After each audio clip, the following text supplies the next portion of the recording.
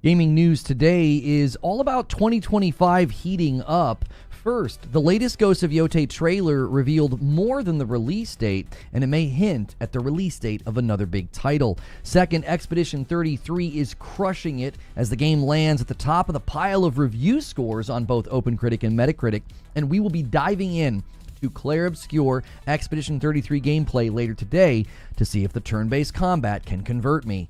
Third, Assassin's Creed Shadows sales reports continue to come in, and surprise, surprise, all those player numbers actually were the result of lots of people buying the game. And fourth, Nintendo Switch 2 pre-orders started last night, and I can tell you about my experience because it wasn't great. And as always, I have a game for your wish list and your radar. Now, if you're watching this later and you enjoy this kind of content, make sure that you hit the like button, and that way you can help with that like count. That even helps when I'm no longer live. You can also watch me on Twitch. That is Reforge Gaming TV. That's the username over there if you want to watch there instead, especially if you have an Amazon Prime and you want to throw me your Prime sub. It supports me. You can watch in both places, and both help me out, especially when you supply that direct support through a Member Plus on YouTube or a sub on Twitch. So let's get into this. What exactly did we learn about Ghost of Yotei? So in case you missed it, a brand new trailer dropped for Yotei, and I've got a quick video that I did about it last night, so make sure and check that out. Thank you to everybody who supported that video. Got off to a great start, and I walked through sort of what we could learn from the release date. Be sure to check out all the bullet points. But I also gave some feedback on the gameplay, the size, the scope, the draw distance, the use of color. I think everything about this game just looks great. I think it looks fantastic. And the Yotei 6 likely will be the 6 main bosses, but I did mention that I hope there are still a good amount of duels, given that Ghost of Tsushima had over 25 or roughly 25 duels in it, in addition to your boss fights. Now, traditional boss design, I think, can work, but I would hope that they don't lean away from the duels. Now, the October 2nd release date for Ghost of Yotei actually, I think, pushes back against the Bleed Green fanfiction boys. A lot of people misunderstood my video. They said, well, God of War Ragnarok was delayed. I was like, yes, and even after it was delayed and we knew it was releasing in a particular year, we still had to listen to fanfiction writers claiming that Ragnarok had been delayed. They did the same thing with Spider-Man 2, and then they were doing the exact same thing with Yotei. So I was happy to see all of the people that just make things up sort of once again being seen for what they are. The other thing I think that we could learn from this is potentially, and again, this is something I'm speculating, GTA 6 was originally rumored to be coming out in halfway through November. Now, halfway through November is still within the fall. And I think with the rumor from the Middle-Aged Gamer Guy and Detective Seeds both saying that once we get to May, we will be seeing the marketing for GTA 6 kick up, and that PlayStation will be involved. Well, it doesn't surprise me that as we're about to get into May, suddenly we learn that Ghost of Yotei is coming out on October the 2nd. That would give the game enough breadth to not be in the wake or the shadow of GTA 6 if it does land mid-November. I continue to think that 11/11/25 is a great release date. Everybody kind of covets that, and it happens to land on a Tuesday, and it also just happens to be about halfway through November. So if PlayStation is aware of that release date, we could be looking at GTA 6 still landing this year, and we'll know very soon once that marketing kicks up. And you definitely wouldn't see PlayStation picking a date that would put the game in danger. Others have said, since it is roughly a week to a week and a half after Borderlands 4, that's just another excellent guess that they have made, given that they know the publisher would not put GTA 6 right on top of Borderlands 4, and that makes it a safe window for Yotei. I think that's a decent theory. I still think it's probably far more likely that PlayStation knows the release date of Grand Theft Auto 6. So, the other thing that happened, yesterday, and we went over this if you want to see sort of my breakdown, and it wasn't much of a roundup because there's almost universal agreement about clair-obscure Expedition 33. I kept saying that this game was a Game of the Year contender. I said that it had all the hallmarks of something that the gaming press would fall in love with, and it currently leads OpenCritic as the highest rated game of 2025, taking the crown away from Blueprints. Now, it's likely going to take a handful of categories. I think it's going to actually have Game of the Year nomination locked right now. I don't think you could not give it to it given the press's response.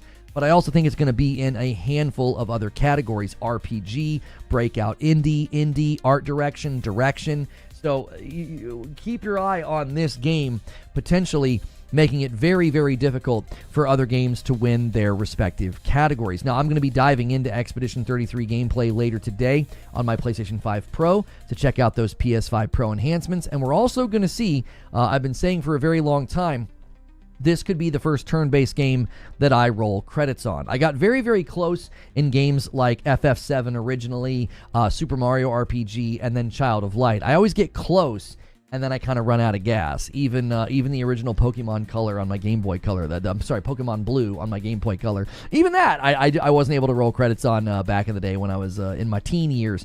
So we'll see if this one can't pull its magic on me. And we also have good news for fans of Assassin's Creed, and where, there was obviously all this concern about, like, is it going to sell well? Did it sell well? Whatever. And like I said at the time, the reports would come out and likely show that Assassin's Creed Shadows had a very, very strong sales amount of success. According to Circana, 2025 year to date, so right now, the top 20 games ranked by dollar sales, Assassin's Creed Shadows is the number 2 game of the year behind Monster Hunter Wilds. Monster Wilds obviously had an absolutely amount of explosive success. Now, keep in mind, that means Assassin's Creed Shadows sold more copies than games like Kingdom Come Deliverance 2, MLB The Show, Black Ops 6. I know Black Ops 6 did not launch this year, but Call of Duty is a heck of a game to contend with even 6 months or even a year after it's been out. It's one of those games that just always likes to hold a top position. So you just love to remind the haters that this game was a success. All their brigading on YouTube like ratios did virtually nothing, and they can run to their cowardly Alamo of, well, it's not enough to save Ubisoft. Well, that was never what the original claims were about, and you know it, you grifters. And it was never the responsibility of one game to save Ubisoft after years of mistakes, troubles, and having 19,000 employees. So stay mad and stay wrong. We all celebrate your irrelevancy that is ever impending. And Switch 2 pre-orders went live last night, and wasn't a great experience. This is just kind of par for the course now. Whenever you try to buy anything that's high in demand, websites run terribly, they freeze, they lock up, and you can't put the dadgum thing in your cart. And I've had this experience many, many times, and I'm very grateful to have a wife who could help me with this and stay up very late. We were basically up until about 1 o'clock, and she was able to snag one through her Target app because she had everything like logged in and ready to go, and she found it right away and put one in the cart and got it. And then she was able to get one from Walmart later. We're going to end up probably needing about 3 in the house, and I wanted to have a backup just in case one got canceled, so I can have this thing ready to go to show it to you guys at the beginning, like when it first comes out. I had no luck. I was in line at Best Buy for both versions. I kept refreshing GameStop. I could not get it to order on Target. I had it in the cart. It kept erroring. It kept glitching. Yeah, pretty frustrating. Again, glad to have somebody who could help me with that. I made a funny post on Twitter. I do think this is pretty clear, given that there's already 2 million people that have signed up via Nintendo to pre-order this thing, and Japan alone. That's just in Japan. So over 2 million people have signed up to pre-order this just in Japan alone, and the predictions were that the Switch 2 would surpass Switch 1 in its first year. I think Switch 1 was around 13 million its first year. And if there's already 2 million people in Japan that want to get this thing right away, and the retailers were basically having a really, really hard time, I don't think the Switch 2 is going to have any difficulty catching or surpassing the Switch 1 in its first year sales numbers. I believe this is probably going to be a pretty historic event in the realm of video games, and I don't think price points of like Mario Kart or the device or the accessories is going to hurt it. Now, the only thing that could come in and obviously torpedo all of this, and this is obviously like sort of exterior to the device, is the unknown about tariffs. Those could come in and wreck everything. They already kind of have to a certain degree. But I really do think, given the number of people that are already trying to get it from retailers and the number of people just in Japan alone who have signed up to pre-order it, I think this thing is going to be very hard to get your hands on all the way to holiday of this year. Maybe I'm wrong. Maybe they really ramped up production. Maybe they'll be able to sort of get in front of this. But it seems like it's going to be an absolute monsoon of sales for the Switch 2. So that was my experience. And now I have a game for your wish list and your radar, and this is another one you're going to be able to check out tomorrow with me, and this one was in my backlog.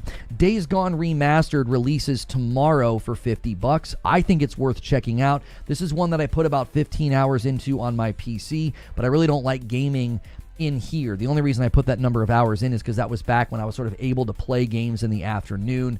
we were covering Destiny full time, we would come over to this channel and I would just play games. I'm not able to do that any longer, so playing games like this is reserved to like couch sessions, which is what I've been doing in Assassin's Creed Shadows. That's why I have like 26 to 28 hours in that game, and I'm absolutely loving it. I'm famous for saying if a game goes past 25 hours, it better be really good, and it's having that Tsushima effect on me. Well, Days Gone is another one that I put in the backlog that I was very excited to play, and this one drops on April the 25th. Somebody's asking if it releases today. No, it's literally in the description of the trailer I'm looking at. It launches on April 25th, which is tomorrow.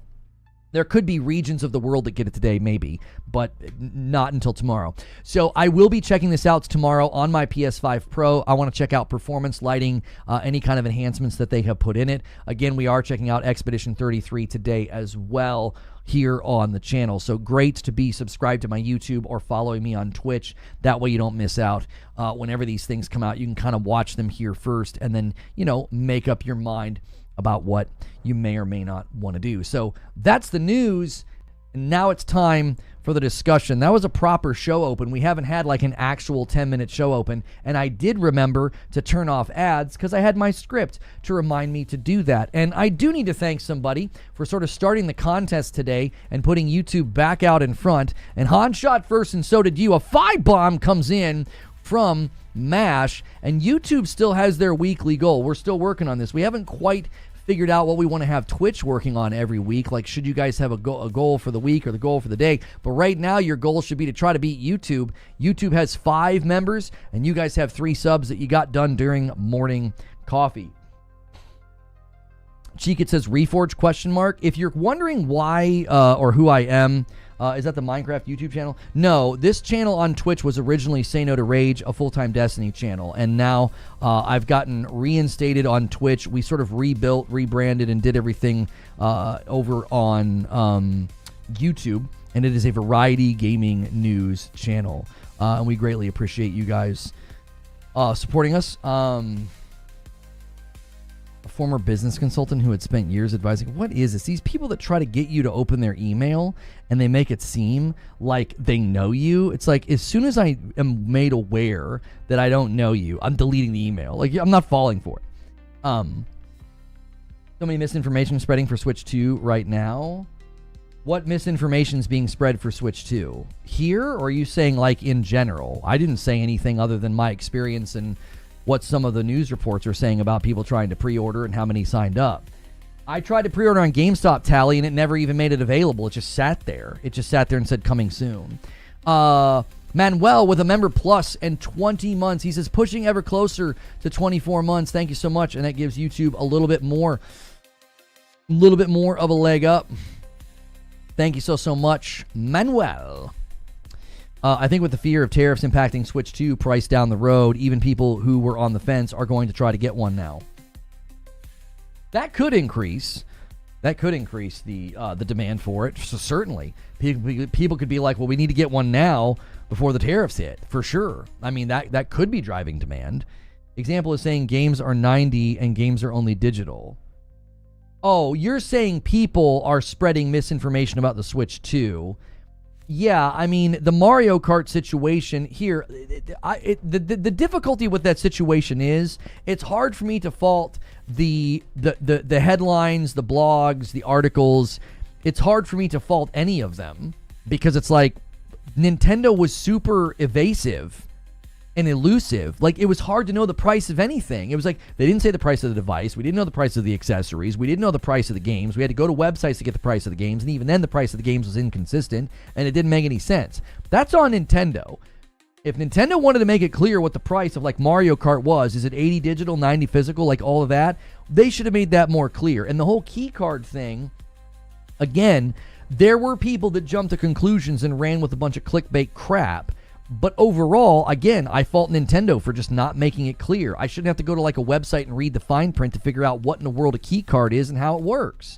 It should be spelled out plainly.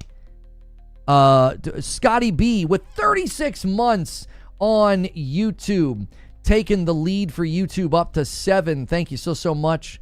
Appreciate it. And bumping the line to 385 on the week for YouTube as well. Full price listing for regions. They also should have made it crystal clear how the key cards work. There was no way for me to confidently know how the key card works. When you go to the store and you buy a game and it's on the key card, I'm sorry, and it is a key card, so it's not the full game.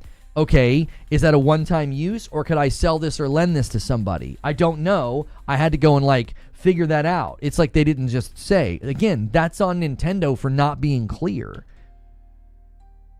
And Chase Haddon with a member plus in 30 months says, I got lucky getting a Switch 2 here in Canada. Walmart have slowly dropped inventory, and they managed to snag one 15 minutes after midnight. Well, thank you so much. And that takes us to 386, and then that also takes us to, and a 5-bomb comes in from Rissick, and that takes us to 91, but then it's going to be 92 because of Angry Pete. So we got to add 6 to the little competition here with Twitch.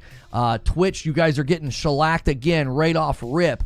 You guys are going to need somebody over here to carry the banner for you. And 24 months from James, I got my Switch 2 from Best Buy, and they didn't open their pre-orders until 12:30. Yeah, I think they stagger theirs on purpose because they hope that they can maybe, they hope they can kind of like mess with the bots maybe.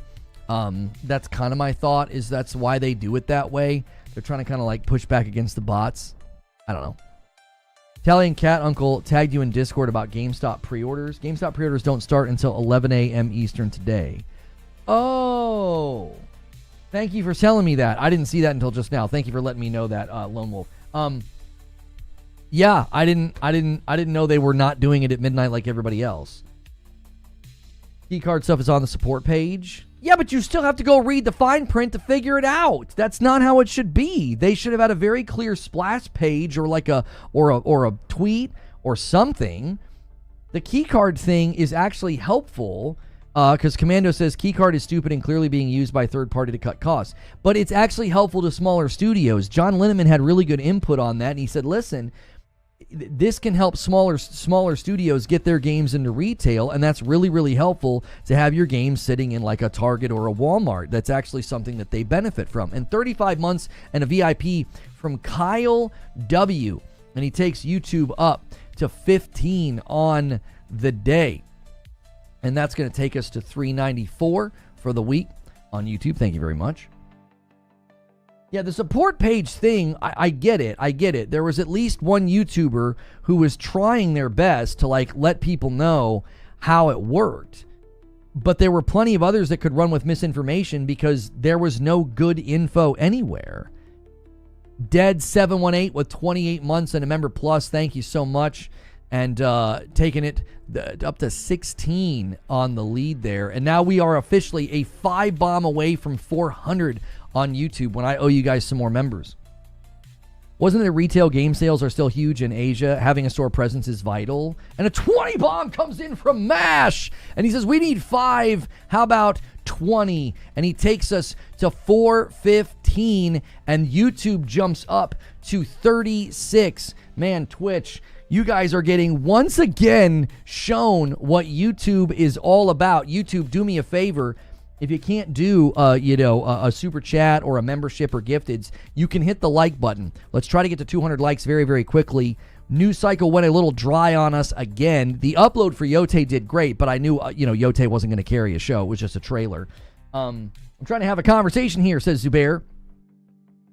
Yeah, it could be retail in Asia, but again, it could be retail in America. Like, it could be very beneficial to, like, because I think Linneman made the point that, Nintendo always has a good presence in retail. Like, when we go to Target, there's a Nintendo stand. It's lit up. You can play the games. There's a Switch right there. Like, they've got very good retail presence. And a gifted member comes in from Jerry. I currently owe you guys 5 members on YouTube, and 100 bits come in from RP Gaming. Thank you so much. Took an hour of waiting, but I got a Switch 2 last night. Good job, Sven. Nintendo Switch 2 keycard overview, Wolf Saint says. No, I understand that the information's there. Wolf Saints, do you have any idea? Look at that hyperlink that you posted. The consumer shouldn't have to go and read that to figure out the dadgum information. You should have included it in the video. You should have included it in something far more easy to understand. Answer the basic questions.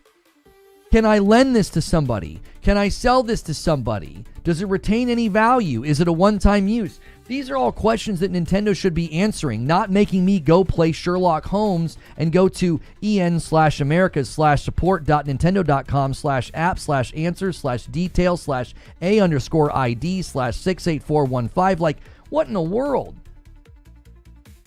What are we even talking about? Like, that's like buried on a support page. The consumer shouldn't have to do that. I shouldn't have had to go. I should not have had to go to Nintendo's website later to be like, well, what are the prices of the games? What's the price of the device? That you're supposed to tell me that. I mean, I know people think I'm a Nintendo shill and I defend Nintendo at all costs, but it's like, no, I thought the way that they handled the pricing and the info on the key cards was terrible. It was terrible. In the vacancy of information, misinformation will thrive. It's like fungus in the dark. It's like if you don't put information out there and make it crystal clear, the misinformation machine is going to spin up faster than you can say Sasquatch. It's just going to be like instant. Like all of a sudden you've got videos misrepresenting your product, misrepresenting your pricing, misrepresenting your key cards because you just won't freaking talk about it.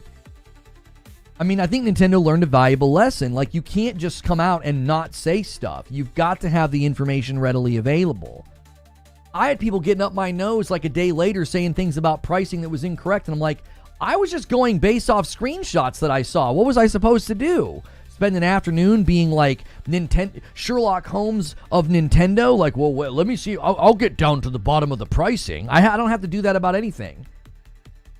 What's the price of Yotei? I don't have to do that. I know what it is. It's right there. Any game that's visible, that's wishlistable, you know the price. I mean, obviously, if they change the price, you don't know that until the day of, but that's not common.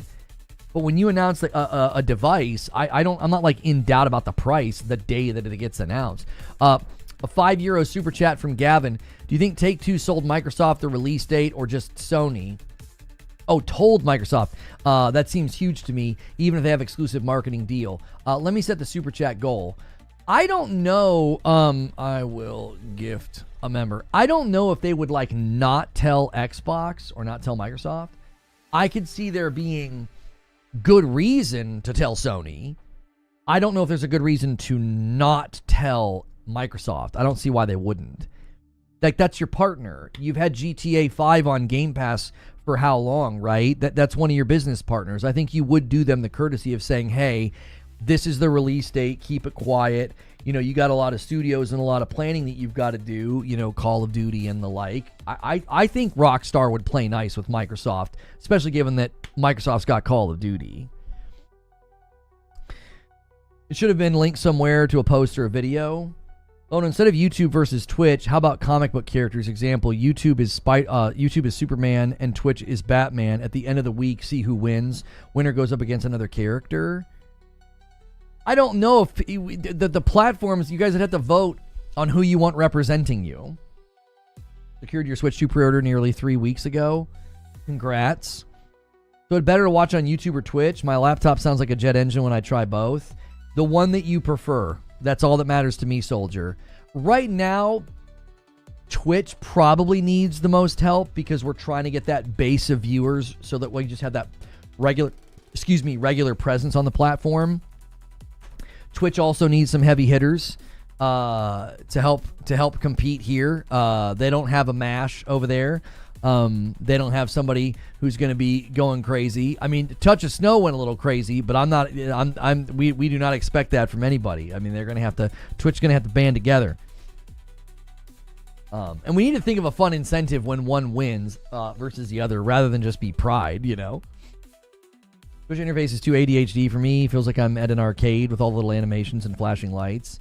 Yeah, there's a lot of moving pieces. Yeah. Animated emotes and stuff. And the animated emotes are cool though. When is the earnings call for Take-Two? Says McDelzo. What's good, Rachel? The earnings call for Take-Two is in like a couple of weeks, I think. It's sometime in May. I always go Spider-Man or I don't care. But yeah. I know we discussed this before, and it's highly unlikely. It would be wild if Microsoft writes that check for GTA 6 to be on Game Pass. Would that be considered a W? They can't write a check big enough. Strauss Zelnick is against it. Strauss Zelnick has made it very clear that he is against Game Pass for day and date. He has spoken about this in multiple places. He would never agree to it. He wouldn't. They put GTA 5 on Game Pass later. So even then, I don't think Microsoft's writing that check because that's not part of their business plan anymore. You know? Twitch UI is noisy. So many little icons. Yeah. It can be a bit much. I really don't think that Microsoft or Satya Nadella, I don't think anybody over there is going to greenlight doing that again because I don't think it fits within the purview of Microsoft's strategy any longer. Even Microsoft thinks it's a dumb idea. Yeah, I think even Microsoft would say, why would we do that? Even with their culture on Xbox being very Game Pass centric, I still think they know a ton of people are just going to buy it. It's GTA 6 for crying out loud. Jess Corden says, beyond simply making more money, Xbox also went multi-platform, knowing the slate they had this year would simply cannibalize itself if it was limited to just Xbox Series X and S, which Microsoft has issues stocking for whatever reason. I read that from Jez, and the only reason I don't agree with him is I don't think they made this plan in relation to cannibalization, because I think they made this plan in the wake of spending. Does that make sense? It's like, well, we spent this much money. The way to make it back is you got to go multi-plat publishing. I don't think they spent all the money and they were like, oh, good golly, we're going to cannibalize our own games. I don't think so. I think he's correct in sort of a hindsight 2020 sort of way where like, oh, yes, this would have been difficult to have this much property just boom, boom, boom, boom, boom coming out on top of itself. I mean, you literally dropped one of the best remasters we've ever seen right on top of a game that you paid to be on Game Pass. Like, that's a weird decision to begin with. So I think it's more of a hindsight situation. I don't think Xbox like forecasted or Microsoft forecasted and thought, we bought too much property, it's all going to get cannibalized. I think they thought, we bought a bunch of property. The best way to make the money back is to publish it everywhere. I think it was more simplistic. I don't think Jez is necessarily wrong. I just think the timing's not correct in his assessment. I think it's more of a hindsight thing. Yo, Broski, with 4 months on Twitch using their Prime and Soldier on Music using their Prime, thank you so much. And that's going to bump Twitch to 5, but unfortunately, it's going to bump to 41 as a 5 bomb of members comes in from Mike Beckett. Thank you so much.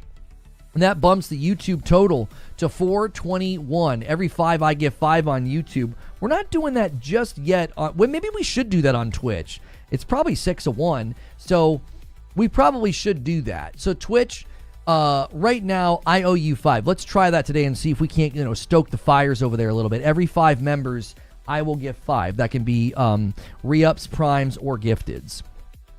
Nothing against you, but I believe Jez more than you, and his work is mainly focused. This isn't about belief. He's speculating. He's not saying he knows.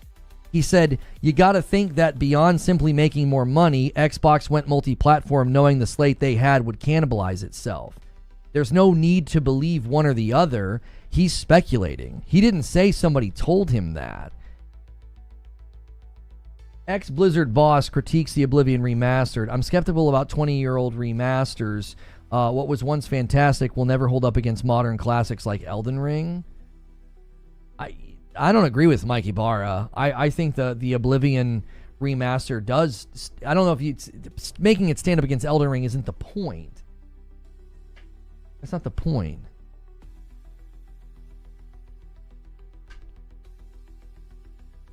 That would be like saying Demon Souls Remake doesn't stand up against Elden Ring. It's not supposed to.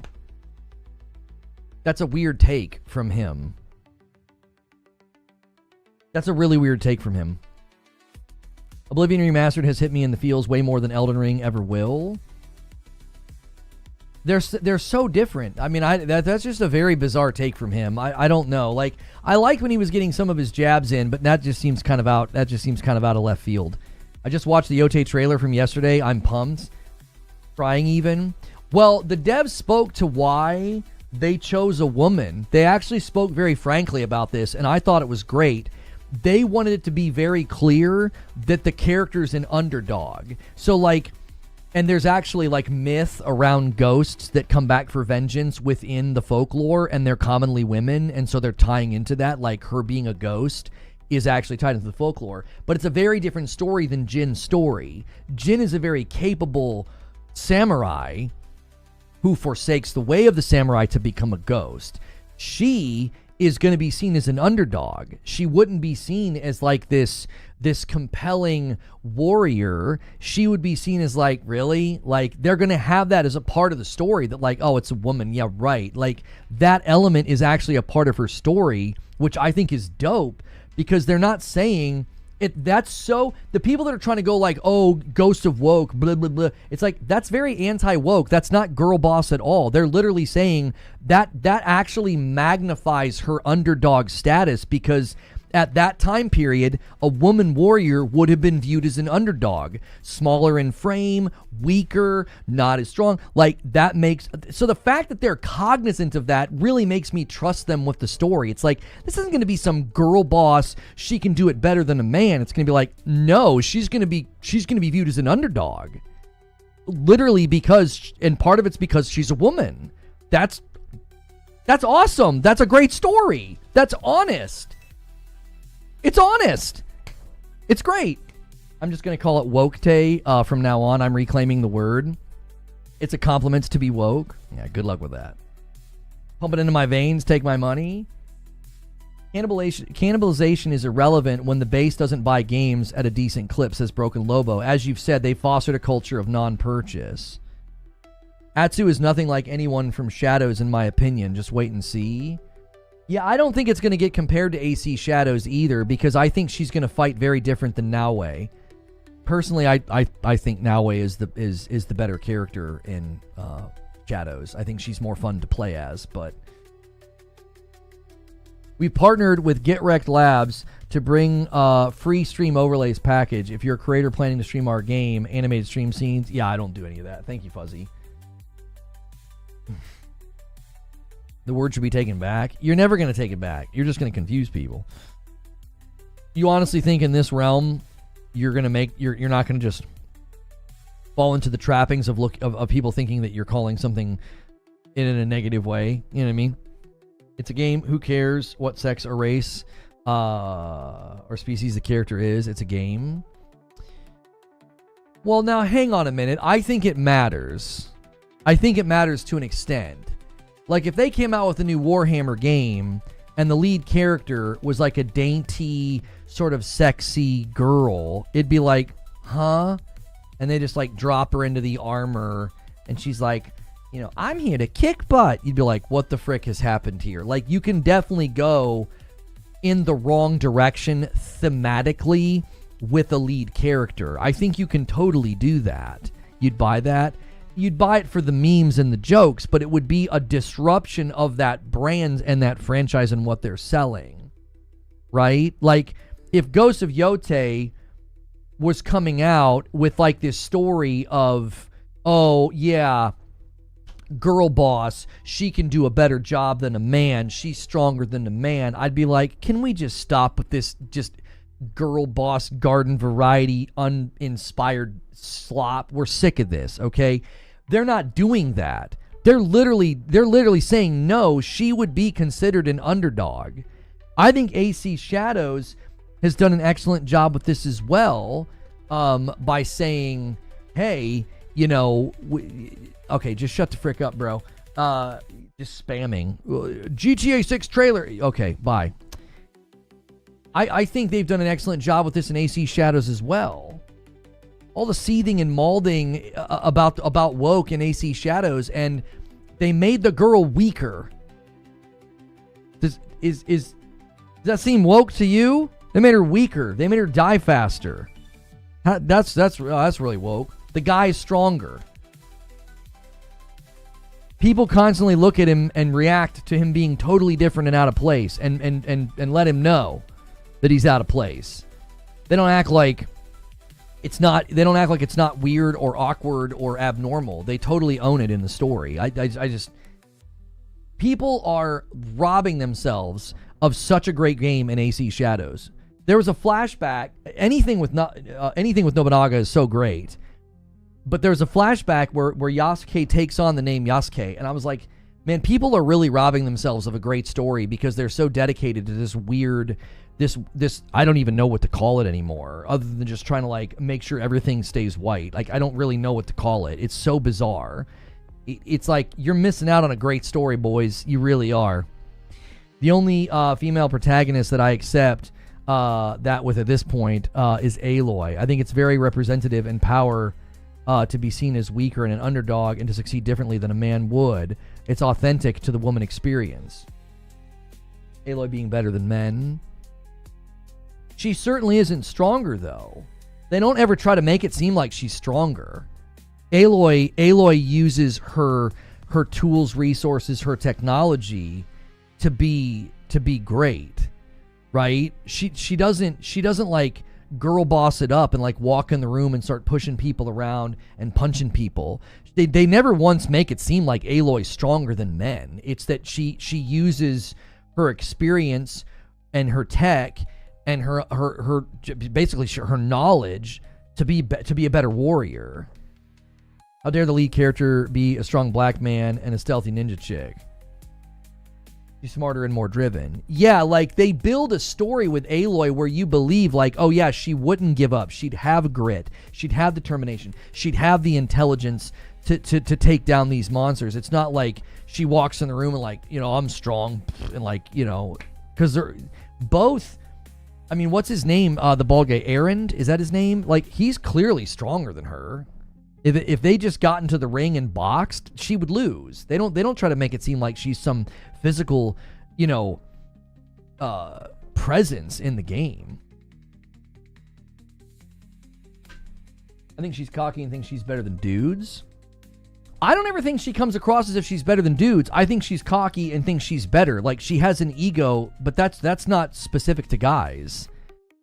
I never once got the impression that, like, Aloy had an ego over and against the men. She got just as egotistical and cocky with the women. She kind of thinks big of herself. She's a bit of a loner. She's prickly. Like, I don't think she does that just with the dudes. I think that's just her. I never once felt like she was like, oh yeah, I'm better than the dudes over there. It was almost like, no, I'm capable. I'll take care of it. You know, everybody just relax. Aloy's on the job. You're not wrong, but I'm talking in the context of this convo. I think it's different than Yotei, though. I think the nuance is different, Rachel. I think in Yotei, they're making it clear that she's the underdog, and if you saw her coming as a warrior, you'd think as a woman, like you would naturally think, well, what some of the, you know, the angry anti-woke guys are thinking, like, yo, it's so unrealistic, and it's like, well, did you play the first game? Because some of the toughest duels are against women, but okay. But with Yotei, they're weaving it into the point of like, she would be viewed against the backdrop of the strength of men. I don't feel like the backdrop in Horizon is ever like Aloy pitted against the strength of men. It's more like the machines and her ability, her capabilities in taking down the machines. I like that Yotei maybe is showing someone who doesn't necessarily know her strength. Well, or with Yotei, she's going to have to rely on new tools, new weapons, new methods of combat, right? Like they show her using a rifle at one point. Kill Bill storyline in a nutshell. Yeah, it's going to have that. Oh, the music too has that sort of western, spaghetti western feel. That the very Kill Bill, yes. What version of pre-order Yotei are you pre-ordering next week? I'm going to order the biggest and the best I can get. I want that freaking mask. I'm an enormous Ghost of Tsushima fan, so I wish I could have bought all that stuff back when Tsushima came out. I wish. I really do. Ugh. Here, I'm going to do this over here on Twitch. I'm going to give every 5 over here as well. Let's see if we can't kind of get the party started over here on Twitch. See if you guys can't catch up with YouTube. Every 5. We'll do the same thing. There we go. How do I get this to go back up? There we go. Keep in mind, the game does not come with that collector's edition. Oh, I don't care. I like collector's editions not coming with physical discs. I don't want a physical disc. We're saying the same thing. I'm looking at it from maybe a slightly different perspective given my woman experience. I like that Aloy is cocky, but I like the representation of a woman feeling less than just to blossom into something more than. Okay, so you like the fact that Aloy's maybe like default starting position is not I'm less than, I have to prove myself. She's like, no, I'm better, or I'm good, or I'm strong. Maybe better's the wrong word. She's just like, I'm capable. Like, why would you question me? There's no, I'm less than, I have to overcompensate and prove myself. It's like, no, I'm capable. I can get this done. Like, her character arc is not, I'm less than, I have to become more than. It's, I'm an outcast. I'm gonna overcome those challenges as an outcast, become so capable that I become the hero. I'm sensing Yotei may highlight the latter point. Like, yeah, Yotei is more of a sense of I'm viewed as weak. I'm gonna be better. I'm gonna be strong regardless of how I'm the underdog. Aloy's not necessarily underdog arc. She's more outcast arc. Atsu's gonna be more of an underdog arc. Yeah. Yo, Keithius with the VIP. Thank you so much. And that takes us to 422, and it bumps the little contest between the platforms as well to 42 for YouTube. I think Tomb Raider did a good job of this in the recent trilogy. Yeah. I like. I didn't like the third Tomb Raider. I like the first two. Sorry, I had to process my thoughts all the way, and that led us to our final thought. It's okay. We've established that we were separated at birth a long time ago, so it's just like a part of the twinning process. That's all. Aloy's an incredibly boring character. No, I don't agree with that at all. I don't agree with that. I think she's a great character. Male, female is irrelevant for fighters in the Horizon world. Yeah, I think it's going to be something that is notable within Yotei. I think people are going to be surprised that it's not some like girl boss narrative. Because like, who wants to watch that?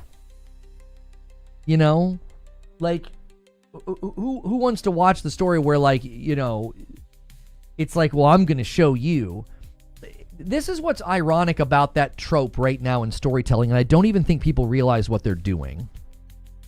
Guys on YouTube, can you really quickly try to get us to 200 likes? Thanks for a great turnout on YouTube. Thanks for a great turnout on Twitch. I don't think they realize what they're doing. So in the second Wonder Woman movie, one of my biggest criticisms was the fact that they basically made Wonder Woman's character orbit around a man, and I thought that was incredibly stupid for what Wonder Woman's supposed to embody. It was like the antithesis of like a female empowerment story, and it was more like everything had to do with this guy she was hung up on with, and it was stupid. And there's been a lot of reticence to tell stories where like the female lead, everything she does is sort of against the backdrop of a dude, whether or not she can, be saved by him, damsel in distress, whether or not she can, fall in love, right? So like the romance angle. Sometimes I think the girl boss narrative is the same thing. It's just the horse of a different color. It's like you're doing the same thing.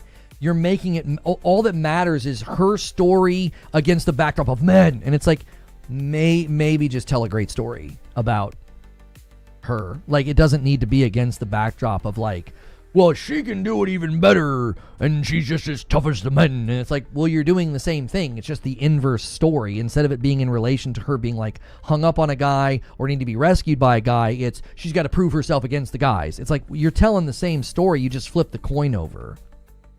It's not interesting. It's canned. It's boring. It's more interesting to watch somebody overcome, being the underdog, overcome being the outcast. Like, watching that character arc is more interesting than like they show up and they're awesome just because. In the second Wonder Woman movie, my main issue was the writing and the directing and the acting and the writing, but mostly the writing. Everything. The plot of Zero Dawn literally explains why Aloy is better, different from everyone else. She was the genetic clone of a person who was responsible for saving the world.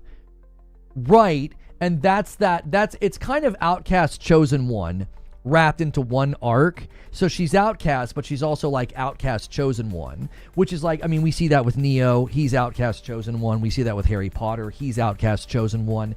Aloy's very Outcast Chosen One, and it works. it's a good story arc. It's fun. You get to watch somebody kind of overcome the challenges, the frustrations, the hate, the mistreatment, and then you realize there's something within them that's special, and they have to wrestle with that and come to grips with that. Like, do they want to be the special person? Do they want to be the hero? Do they want to be the one that saves people who have been mistreating them, right? I like those character arcs. I think they're enjoyable. Halo is way more flawed than those other characters. I think Harry Potter has a lot of flaws when you read the books. Maybe that doesn't translate into the movies, but he actually has a lot of flaws. Yeah. He has a lot of flaws. I mean, Neo... Yeah, Neo's got a little bit less depth, obviously, because they don't have much time, I guess, to get into it. But yeah. Harry can be mean and snippy and childish, like he's a kid. So, like, he has the flaws of a young boy, right? He gets in spats with Ron, and they're holding a grudge, and you know he makes dumb decisions. He's just last night we read a section where he did something that everything could have gone poorly because he wouldn't just go to bed, right? Like he's very foolish at times, very reckless, and at times he's hesitant to be, you know, the one to save the day. He doesn't like the attention. He hates it. So, what book are you in right now? We are in Goblet of Fire. There are a lot of elements to, yeah, I'm not going to get into it. I think the show made a huge mistake. And the more I read the books, I'm like, oh, yeah, they should have done this. They should have done this, but whatever. Play the game and then form an opinion. Did Dumbledore ask calmly yet? No. Yeah, the HBO show's coming soon. Goblet of Fire movie is a crime compared to the book. I'm going to be curious what my kiddos think. Yeah, they've enjoyed the movies quite a bit, but they love the books. Yeah. They love the books. We're having a great time with it. Yeah. Okay, so everything in the gaming news, we had the Ghost of Yotei trailer. We had Switch 2 pre-orders. What do you guys think about my theory about GTA 6? Right? You know?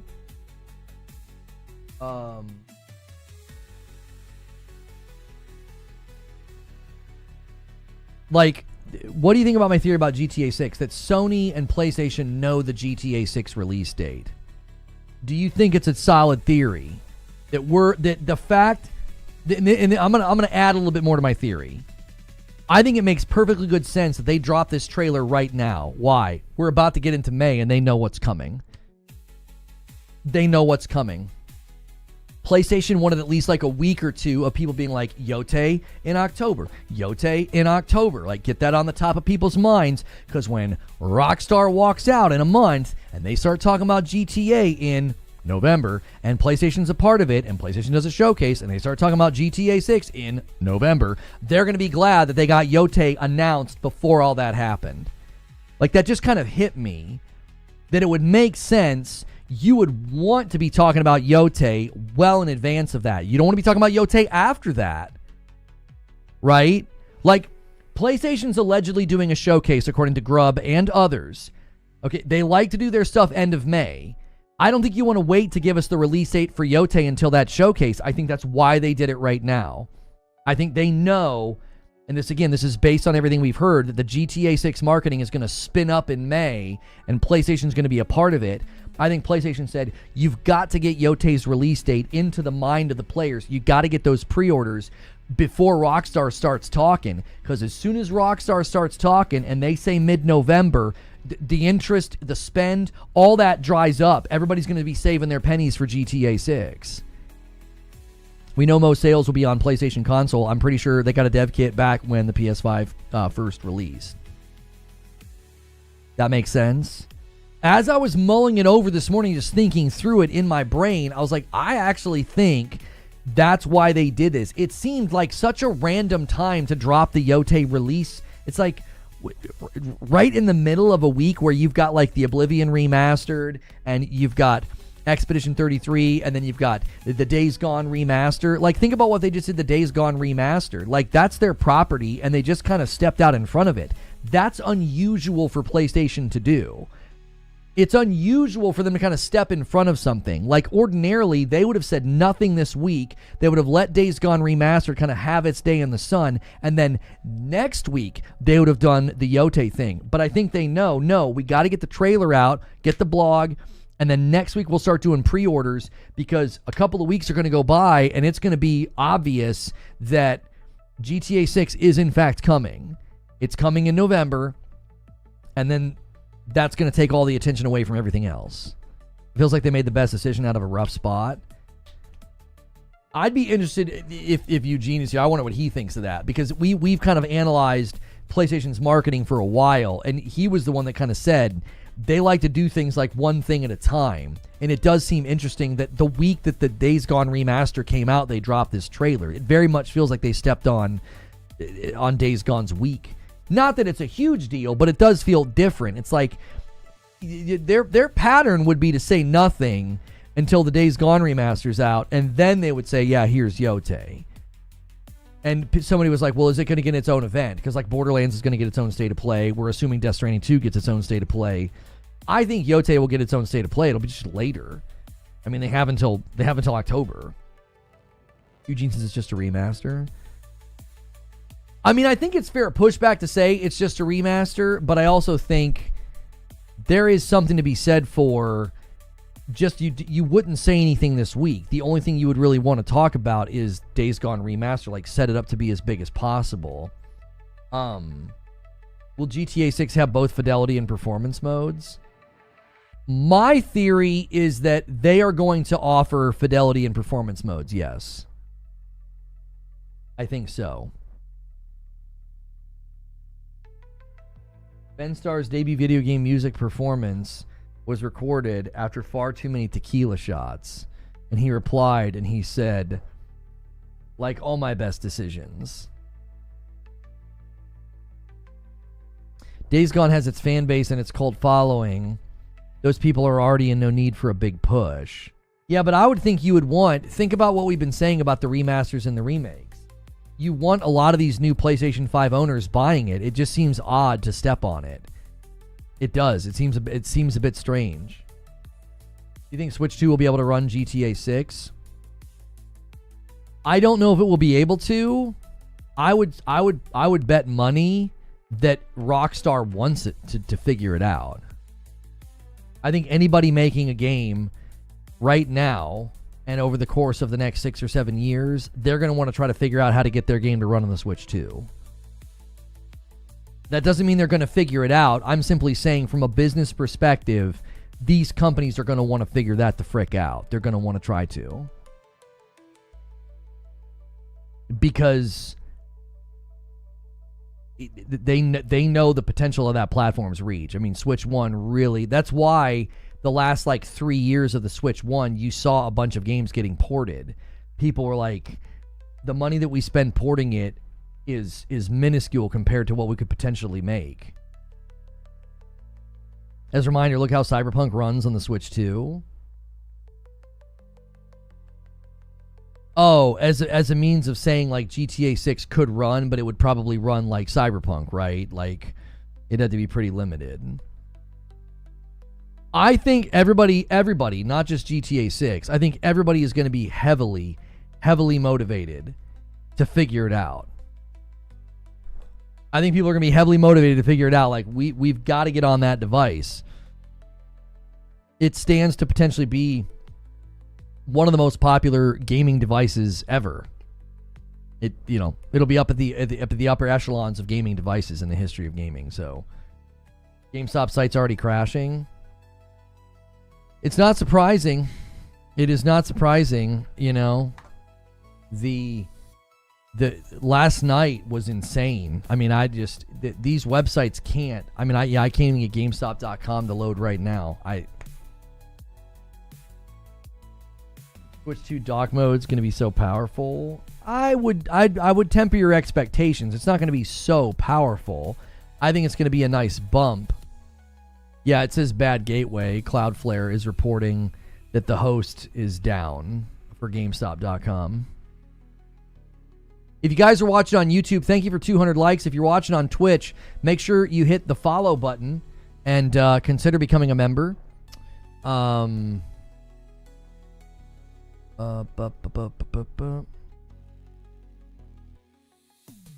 bump for the first party. Now, only if Nintendo could impress me, then I would for sure be broke. I just passed the GameStop, and there was a line of people wrapped around the corner waiting for them to open. I'm going to give the Switch 2 a year before buying, says Eugene. I need docked data from a bunch of games. I'm just going to wait for the Switch 2 around holiday. I have no need to get it yet. Yeah, it's going to be tough. I think it's going to be super tough to get them. It really is. I don't think it's going to be easy. Just the sheer volume of people who had like a Switch 1 that are going to say, give me another one. Like, just that amount of people alone is going to make it hard to get one. Like, that's, if, you got, 150 million out there? If 25% of those people say, I would like to get a Switch 2 when it comes out, just those people are going to make it tough on you to get one. Just 25%. You don't even need that many. Just a fourth. All you need is a fourth of the people who own a Switch 1 to say, I want a Switch 2. That alone is enough to be a problem for demand. Like, you're just going to have a hard time getting one. You're going to wait for the OLED version? I would anticipate an OLED version. I would. A $2 super chat from Mike D said, resellers too. Yeah. Scalpers are scumbags. I hope they continue to lose money. I hope that whole economy dries up for them. I had a good experience getting my Switch 2. It was purchased on Walmart at $12.15. I'm so happy. My wife got one through the Target app and through Walmart. I couldn't get one. Everywhere I tried, I ran into trouble. Target, I couldn't check out. It kept pulling an error.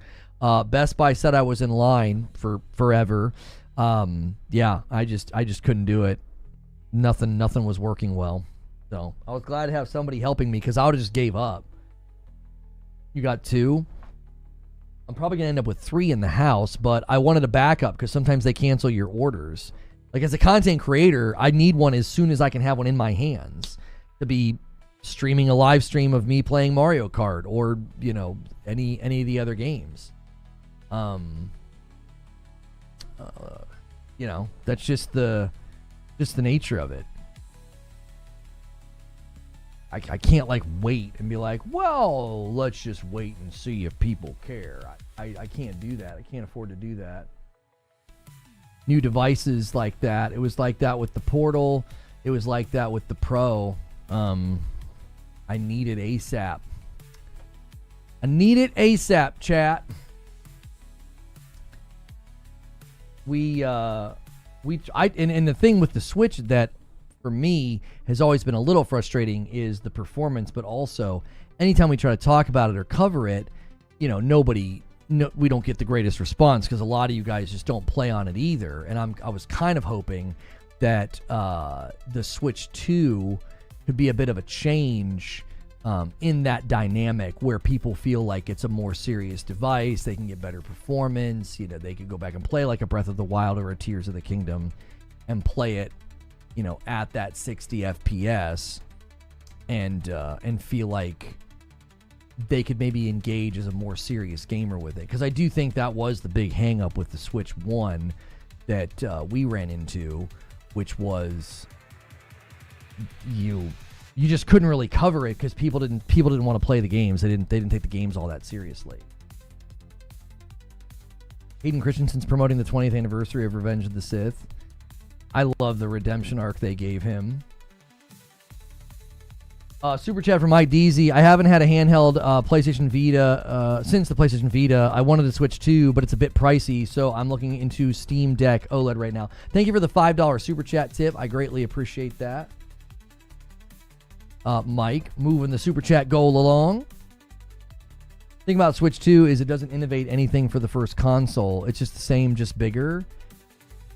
What kind of innovation would you have wanted? What do you mean? Like the mouse feature? That's not innovation? What kind of innovation were you looking for? I don't look for innovation in a new console. I look for bigger and better. And then with minor improvements like PlayStation 4 to 5, I got bigger and better.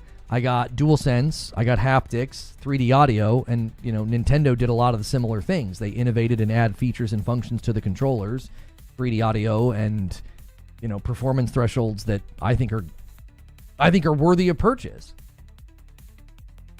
At the current prices, I'm not sure I'm going to just add the Switch 2 to my garage. Maybe it's because you were trying two different ones from Best Buy. No, I sat in line for the longest time just for the bundle, and then eventually I tried to get in line for the other one. I didn't sit in line for both. Eventually I was in line for both, but the bundle was the one I did first. And I don't know. It just kind of sat there.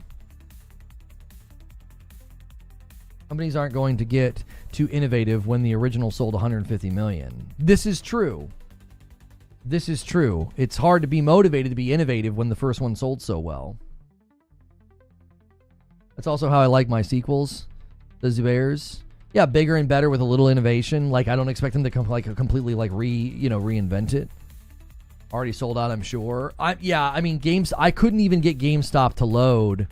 I literally couldn't even get the website to load. And Mike Desi, sorry, I said Deezy. Mike Desi gifts a member, and I guess Twitch has just conceded 2 days in a row now. They're just gonna let YouTube just run the score up. We had one day where you guys fought, and Twitch has said they're done. We got to think of maybe a better incentive. You made a couple videos about Xbox. Is that due to Game Pass game section? Wasn't Xbox Series a step up from the Xbox One? I don't know what you're asking me. You made a couple videos about Xbox. When and what videos are you talking about? Is that due to Game Pass game selection? Wasn't Xbox Series a step up from the Xbox One? I'm not sure what you're saying. Are you saying that I expected technical innovation from Xbox and I'm not being... Are you trying to do a gotcha here? If you think you're going to pull a gotcha on me and my criticism of Xbox hardware, you have stepped off the plank into shark-infested waters. You will not survive. Because that is not what I've ever criticized Xbox for with respect to their hardware. If that's what you're trying to do. That's like somebody saying, I don't want the Switch 2. It didn't innovate enough. Right? I wanted more innovation. I'm asking what were they looking for, because I feel like I wanted bigger, better, stronger with minor innovation. I felt like I got that in the PlayStation. Xbox was supposed to do that, and they kind of did, but they also kind of didn't. You know what I'm saying? Yeah, I can't even get to GameStop.com. No, not at all. I'm not sure I understand your question. Because you said that I made a couple videos about Xbox. I'm not sure which ones you're referring to. And I'm also like, because then you said, wasn't Xbox Series a step up from the Xbox One? Like, it seems like you're trying to pit my criticism of Xbox against what I just said about the Switch 2 versus Switch 1. You have criticized Xbox hardware, the weak AF Series S. I'm less critical of the Series S. I'm more critical of the lies, the misrepresentation, the video they had to set to private because it was so misleading to the public. The strategy of doing what they did, basically sabotaging all of their mission and goal with Project Scarlet. Like, that's not the same as saying we didn't innovate enough. Like, okay, I've never said they didn't innovate enough. I needed a bigger, better, stronger device. That's what they promised me. I really didn't feel like I got that. It especially because it just seems like they tapped into it almost never. And now it's completely irrelevant discussion. I'm trying to understand the premise behind, is it time to jump ship? Oh, you're asking me about a specific video. Is it time to jump ship? My time to jump ship video is about jumping ship from Xbox hardware. I see no reason to be loyal to their hardware anymore. They were incredibly dishonest in how they marketed and framed this gen. They did not deliver. Even some of their biggest fans have been very critical on the lack of delivery this gen. Now that they are starting to deliver, the games are running better on a Pro. I think your best option now is to trade in your Xbox hardware and either upgrade to a nice PC or get a PS5 Pro. I think that's your best choice. The games are going to run better, especially if you upgrade to a PC that's stronger than the Series X. Then you get the openness of, not having to pay for Core or Gold or PS Plus. You don't need to pay for any of that. You can get PC Game Pass for like $11.99, and then you have the Steam Marketplace. That's a great choice. Or trade in your Series X or S and get a PS5 Pro, because all of Xbox's games are going to run better on the PS5 Pro than they are on Xbox hardware. I see no, that video, people don't understand. They're like, oh, he's just a pony. And it's like, but I'm literally telling people to either go the route of like a really good PC or a PlayStation 5 Pro. I think right now, for the next 5 years, those are the best places to play video games. Especially if you're like holding on to a Series X or a Series S. Like, why? I don't understand. Now, your library is a compelling reason. I get that. Game Pass is not that compelling because you can get PC Game Pass for less money and get day and date. So to me, my jump ship video was, it was like Microsoft and Xbox have literally like chiseled away against any reason to stay loyal to their hardware. Like, there's just no reason for it anymore. It's irrelevant in the discussion. A Series X, let's just say Series X versus a PS5. Well, the PS5 is better. It is. It's better. Why? It's going to get the Xbox games and PlayStation games. So you can get Yotei and Death Stranding 2 and Lost Soul Aside, but then you can also get Indiana Jones, Doom the Dark Ages, Orta just landed and has been decried as the best place. Pro is the best place to play it on console. Like, I'm talking about the future. So over the next 24 months, it makes way more sense to switch to either PlayStation, the Pro, or a PC. Your Xbox hardware doesn't make sense anymore. It doesn't make sense anymore. This is why they say you work for Sony. You want people to sell their console to buy a PlayStation? Then people don't want to jump ship. This is why they tell you to work for Sony. So, Prosy, did you plug your ears when I talked about buying a PC? Are you as stupid as the people that criticize me, or are you intelligent? Choose wisely here. Don't choose to be stupid. Choose to be wise. I just said you could trade it in and get a good PC and get Game Pass on PC because it's cheaper. This is why they say you work for Sony. Why? Because they're stupid and don't listen well and clip things out of context? Facts, Prosy, plus the backlog? What do you mean facts?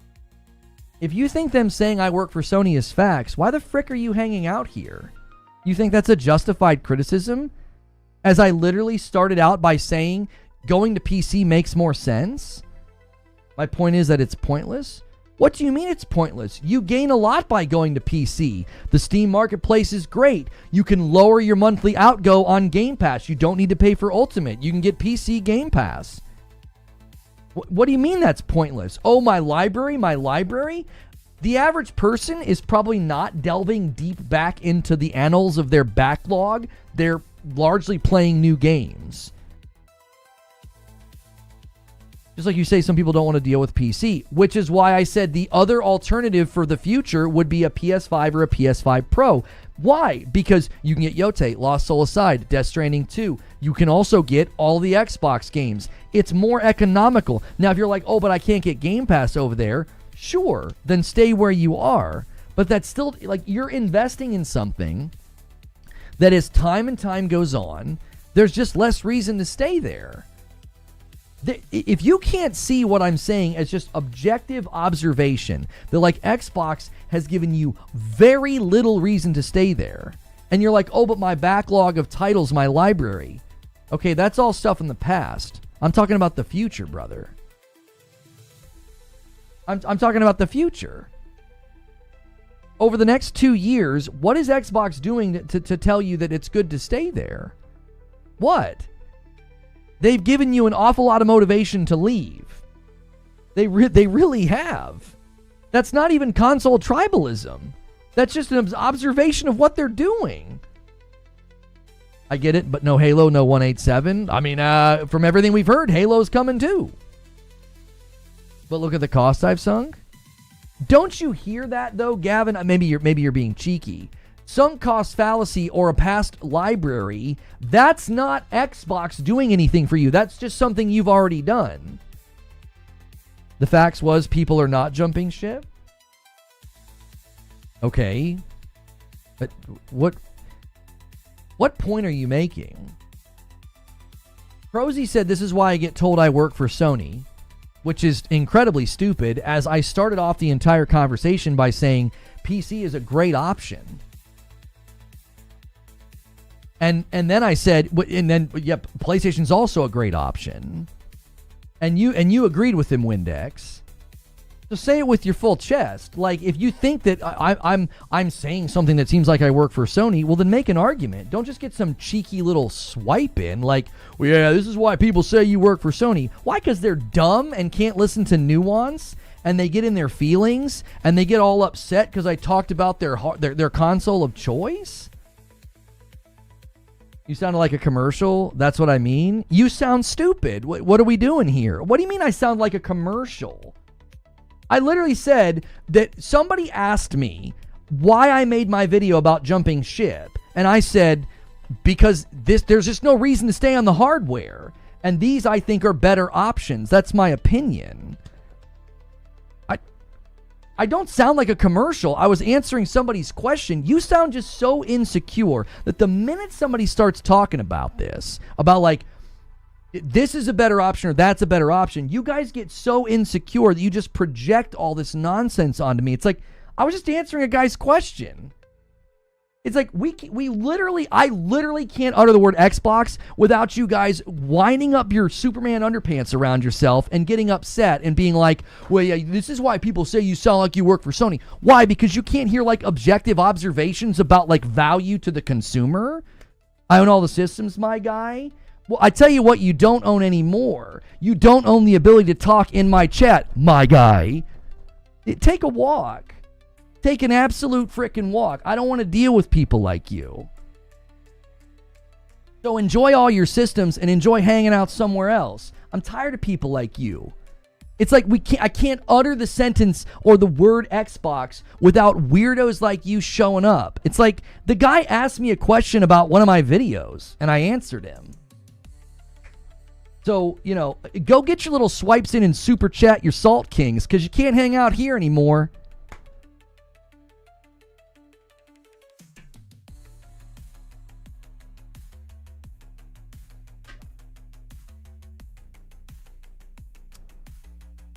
PlayStation has had better game selection and console hardware for years, says Disciple. I don't see how he's shilling. Any game review or PC reviewer would say the same. Again, you're saying I said that. I'm not saying that. You're saying that. What do you mean? You co-signed what he said, Windex. Own what you said. Own what you said. You said facts, Prosy, plus the backlog. Prosy said that I sounded, that this was why people accused me of working for Sony, and you said facts. If you weren't co-signing that, you didn't make that very clear. It seemed like you were agreeing with him, like, yeah, facts. Facts, Prosy, and the backlog. I'm not talking about backlog. I'm talking about the future. The question was, why'd you make that video? And it was like, because going forward, it just makes more sense to not invest in their hardware. That's my opinion. If my opinion upsets you to the point that you have to project onto me some console tribalism, as you ignore the entire beginning of my statement where I talk about PC, that's your problem. Like, that's your own weird insecurity about how you've spent money on hardware, that like I can't make the observation that like going forward, I just think it makes more sense to invest in another platform. I think backlog does matter. I want you to say it with your chest, Windex. Did you think what Prosy said about me sounding like a salesperson for PlayStation? Own it. Either say you agree with it or you don't. because that's what you co-signed. Puff your chest out and say it.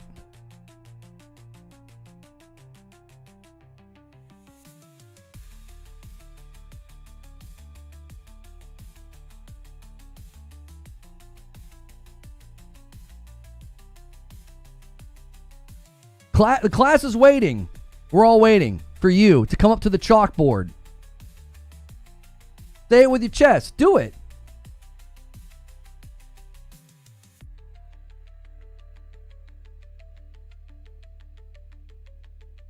Is it difficult?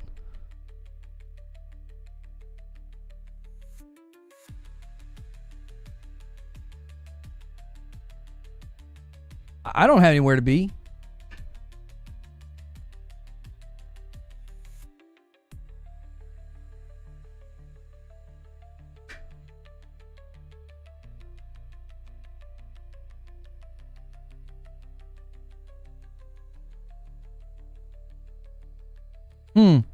Man, that silence is so deafening. You're just like the guy yesterday. You're just like the guy yesterday. I personally only kept my Xbox and bought the new one because I'm a Halo fan. I won't be buying the next gen, though, because I haven't seen anything, to your point, that's been worth the cost, and I can't get with a PC. I mean, maybe the next Halo will convince you. I don't know, Disciple. I mean, I don't know what games you play. I don't know what games you play. I feel like I've just gotten a steady cadence of great games this gen. I've never once felt like I'm not co-signing you're a pony. You're answering a very different question. You're not wrong, Windex. Okay? Like, don't do those smarmy little jabs. And when dad calls you out, you want to cower in the back of the car. Like, don't do that. Just have a conversation. You don't got to get your little jabs in about me sounding like a Sony PlayStation like salesman or something. That's come on. Let's be men here. That's why I call that crap out now. It's like, you're not going to do that. You're not going to hang out here with a badge on your name and take swipes at me like I owe you the right to talk here. No, I don't. You're not wrong that the backlog's significant. I know, as somebody with an enormous backlog, well, maybe not backlog, like library. I have a huge library on my Xbox. I know full well what it's like to just kind of like walk away from that. Yeah, own your I call Lono a console peasant to his face, like a man. I missed a super chat. A $5 super chat from J Hart says, I actually jumped ship. I had a Series X and a PS5. I traded them both in to get a Pro. Thank you for the $5 super chat. Listen, when someone asks me about something like that, and I just give my opinion, you guys so quickly self-report when you're like, well, yeah, this is why people say this about you. And it's like, why? Because they're too dumb to understand nuance? Like, I can't help it that I draw basic arithmetic on the board for people, and they scratch their head like a caveman and go, ugh, ugh, dumb. Like, I can't help those people. I can't help the Neanderthals of the internet. My job's not to, like, elevate their intelligence level so they can understand, like, what I'm saying. A lot of it's willful stupidity so they can make content for other people who are willfully stupid and stuck in some weird extended adolescence. Like, they just act like children all the time. Like, I can't help those people. But to me, it seems perfectly reasonable when someone's like, well, why'd you make a video about jumping ship? And I'm like, as somebody who has spent most of my time with Xbox, from the 360 to the Xbox One, and I bought into this system, I see no reason to stick it out with their hardware anymore. They've given me no reason to do that. Even though I've got this crazy library of games, it just doesn't seem to matter. It makes more sense to me to trade in my hardware and either get a really, really nice PC, because Steam is great, PC Game Pass is incredible value, and you no longer have to pay to be online. Seems like a great choice. Or the other alternative would be a PS5 Pro. Why? Because you're going to get those Xbox games like Doom the Dark Ages and Forza, and you're going to get them PS5 Pro Enhanced. It's going to be the best place to play the console games. And for somebody to hear that and be like, this is why they say you sound like a Sony salesman, because they're dumb. Like, not because of what I said. I didn't say anything that was strange or bizarre. It's like, no, these are completely fair observations to make about the market, the trends, and where games are landing. If you're trying to be strategic and economical, both of the options I laid before you are pretty good options. They have nothing to do with console tribalism or allegiance to a brand. The odd thing is saying what you said about me, what Prosy said about me, that's actually pouring out of console allegiance and console tribalism and brand allegiance. Nothing I said had anything to do with that.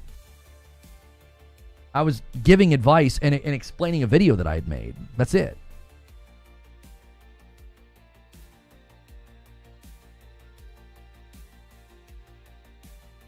Say it like a man, like when I say that I can't tell if Lono is standing up or sitting down. I own all the systems is always the rebuttal. The only thing that Lono sells is the coffee. Plug it. Oh yeah, we haven't put the coffee in. You guys coffee drinkers, this is another great way to support. A lot of you guys supported me back in the day when we had coffee at a different name. ReforgeRoast.com. It supports us. It's not a sponsor. My wife and kiddos bag it up and ship it to you from our house.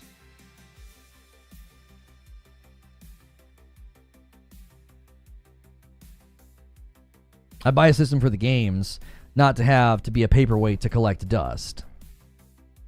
Right, like, again, and that's been my experience this gen, is I've been given virtually no reasons to turn my Series X on. So, like, nothing I said, the thing about this conversation that always gets lost is you have propagandized morons that just can't see the forest for the trees. It's like you bought into the idea that I'm a pony and you know nothing about me. You know nothing about me. It's like I built my career streaming with an Xbox. That's where all of my games are. I bought an Xbox first this gen. I was in their corner. I was like so cheering for Project Scarlet and Series X to deliver, and it didn't. And admitting that is just being honest. It's not being a pony. It really isn't. I'm done playing nice with these people. There's no reason to play nice with them. They're not playing nice back. It's like your inability to be critical of your favorite brand is your own character flaw. It's a character flaw. That's not something a grown adult does. It's childish. It's like I stopped getting what I wanted to get, and so I said, I'm done with this. It was like when I started playing Destiny and Fortnite on my PC. I wanted 60 FPS. I wasn't like, screw console, I'm a PC master race now. No, I was like, I want 60 FPS. That's what I want. And I went where I was getting it. In this generation, I was like, I want new, awesome next-gen games with next-gen features. I want 60 FPS. Who didn't deliver that almost ever, and at least not consistently? Xbox didn't. Who delivered it consistently? PlayStation did. This basic math, boys. Just put the numbers on the board. There's no tribalism in that. It's like, I'm sorry I have standards. I'm sorry I have self-respect. Always people defending 30 FPS this gen. You're embarrassing. And attacking me and calling me names and this and that, that's just embarrassing behavior. You want to continue to live like a 13-year-old on the internet space, and go right ahead. You know what I'm saying? In 10 years, I'll be in my 50s, and I'll be so glad I didn't sully myself with all that nonsense like the rest of you did. A $5 super chat from Mike on the mic. My birthday's tomorrow. 40-year-old man. If we get 700 members between now and tomorrow, I'll drop 50. 700. So we need 270 something? Oh my gosh. Mike on the mic. Can both platforms add to the total, Mike, or it's got to be YouTube? Wait, Mike, are you talking 700 members at Member Plus, or are you talking about this number down here in the corner? Mike on a mic down here throwing out a gauntlet.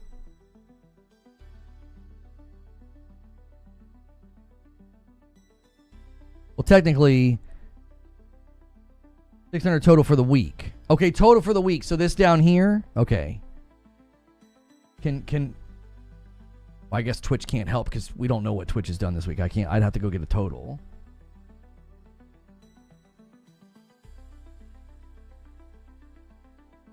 We aren't getting 700 member plus in a day. We haven't got it in 5 years. Any reviewer would agree with that sentiment for sure about PS5 versus Xbox. He says no Twitch. All right, guys, Mike on the mic has thrown down a gauntlet.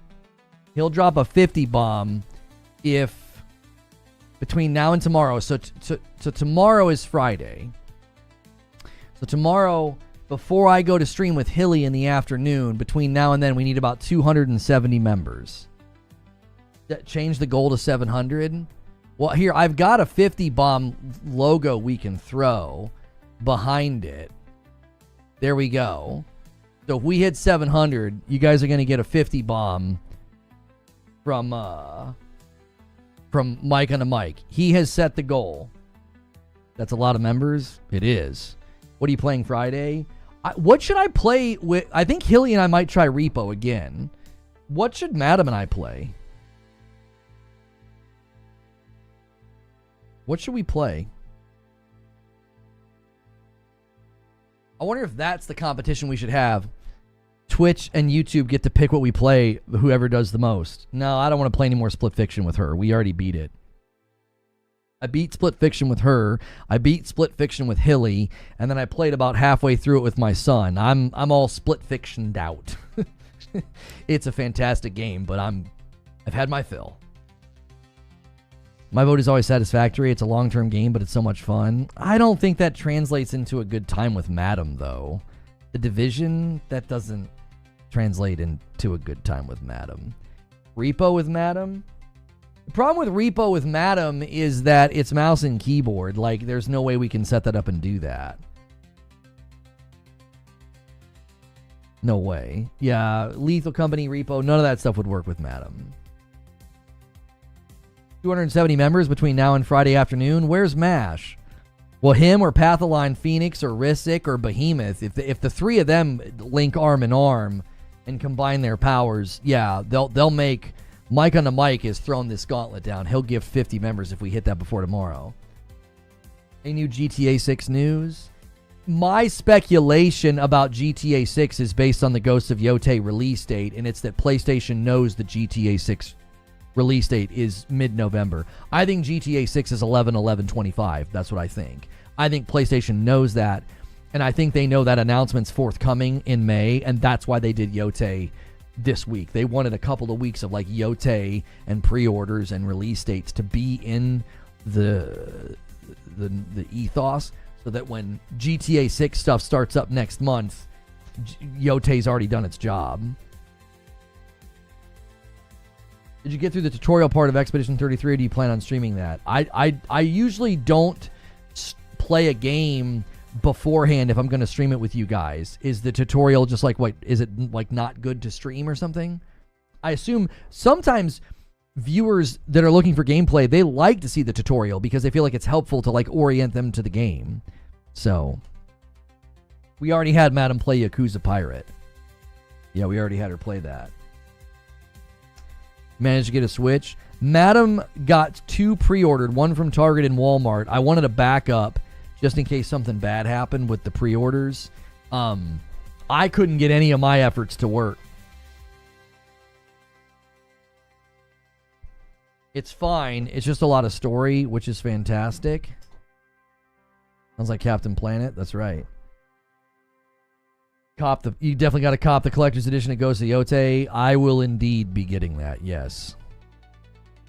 I really want one. Left 4 Dead with Madam.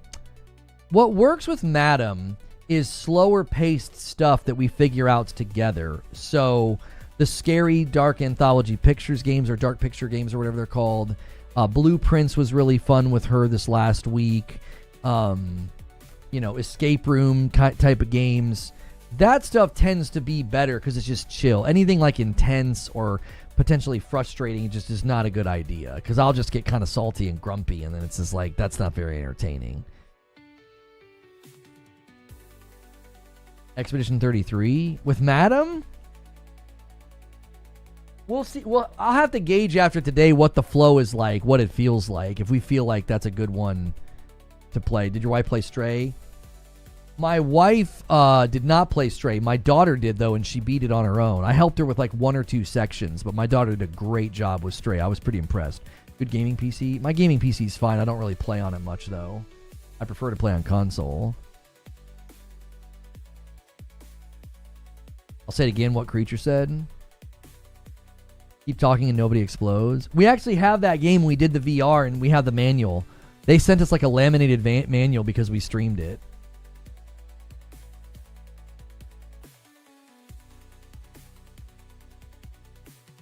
If a PlayStation shows up and blows PlayStation out of the water, Lona would comment on that too.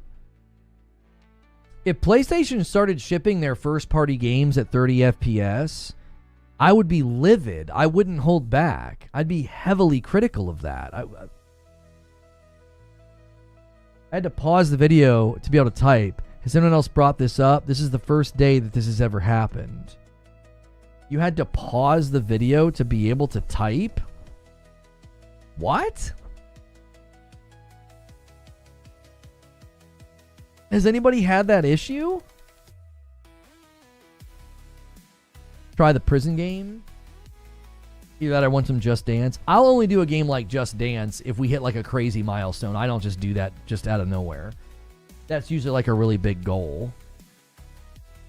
Which, this is a pretty big goal from Mike on a mic. So I suppose if we hit this, I should throw in and say, you know, I'll do something as well. How about the 700?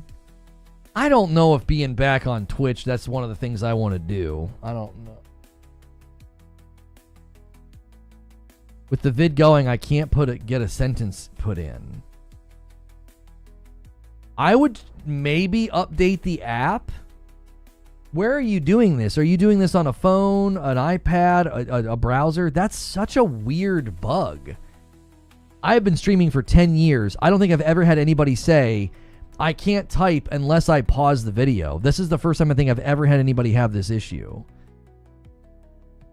What's the 50 logo for? So Mike on the mic has thrown down a gauntlet. He says he wants 700 members gifted or re-upped or signed up brand new before tomorrow, and he'll gift 50. Now, you guys can obviously help with this. Sign up as a member plus, upgrade to a member plus. Those count as 2. So you guys can really skyrocket that if a bunch of you upgrade or if a bunch of you sign up brand new.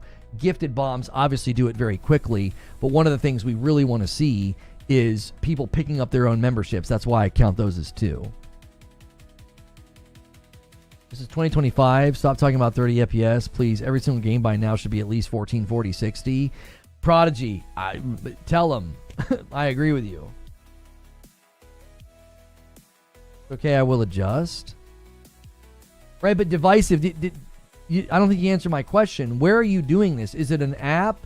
Is it a browser? Because if it's an app, you could always try and update the app or reinstall the app or close everything and go back in. Like, that doesn't sound normal. That sounds like some kind of a... You shouldn't just have to endure that. There should be a fix.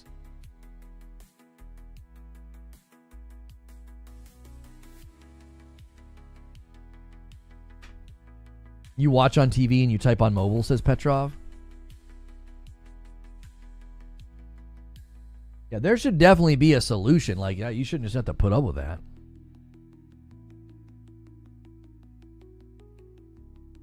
Is someone on YouTube and has the transcript window up on accident? The transcript window? What's that?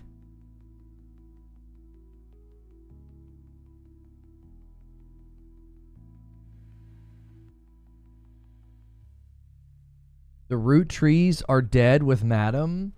What's that?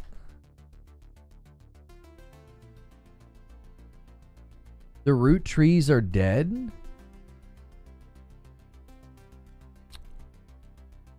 A genealogical mystery game where you must piece together the family tree of the elusive root trees family known for their enormous candy empire. Yo, it's good, R squared. How are you? I can only see the video if I only type. Sorry, I had to pause. I'm on the YouTube app. I will just restart. Don't let me derail the show. Okay. Yeah, I mean, I feel bad when somebody's experiencing something like that. It's like, I have no clue.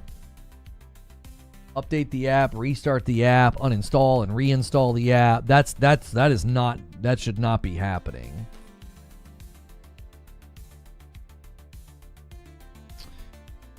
What am I getting tagged on here? PS4 and PS5 are tied for best console launch ever, selling 4.5 million units in their first 2 months. Analysts forecast that Nintendo Switch 2 could sell 6 to 8 million units due to the overwhelming demand. Yep. That sounds about right. Candy Empire? I guess. I've never heard of that game. Lono and Madam play Oblivion. I do like when we grab like the most recent, most relevant game and just see what Madam thinks of it. I think that is fun. Right? Like, have her play Oblivion and just what does she think? Have her play Expedition 33 and just what does she think? Like, whatever the most recent game is. You know, did you see Shadows is #1 selling game for March and second best this year? Yeah, I did. I included that in the show open. It's beautiful to see. It's beautiful. All the hate and all the, oh, they're only talking about players and not sales. Okay. But where am I getting mentioned?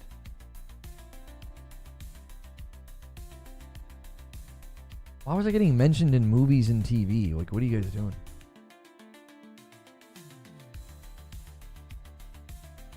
You're enjoying Expedition 33?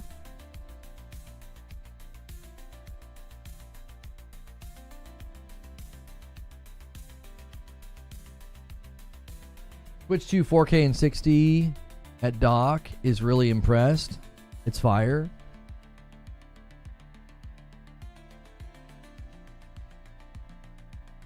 Yeah, having Adam play Days Gone I don't think is worth doing. I don't think that's worth doing. I don't think there'd be a whole lot of entertainment value from having her play that.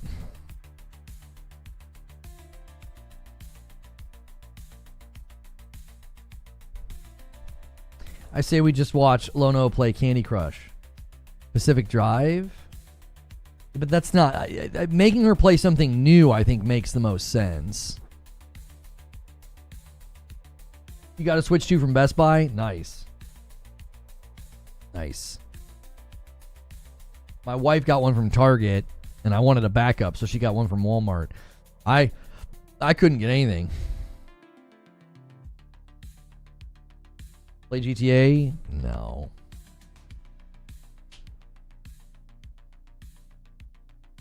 I woke up at 3 a.m. to play Expedition 33, and I still had to go to work today. No regrets.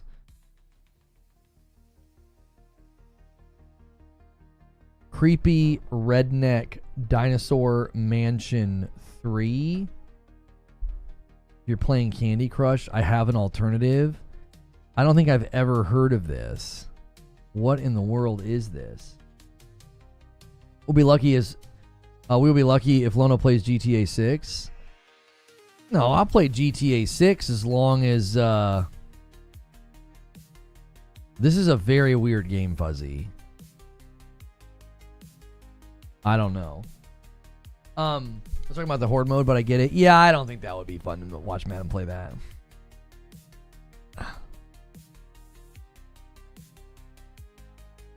My mate got 2 Nintendo Switch 2s. I could not get one. What are the scores for 30? Yeah, Expedition 33 is 100% headed for Game of the Year nom. Yeah, it is.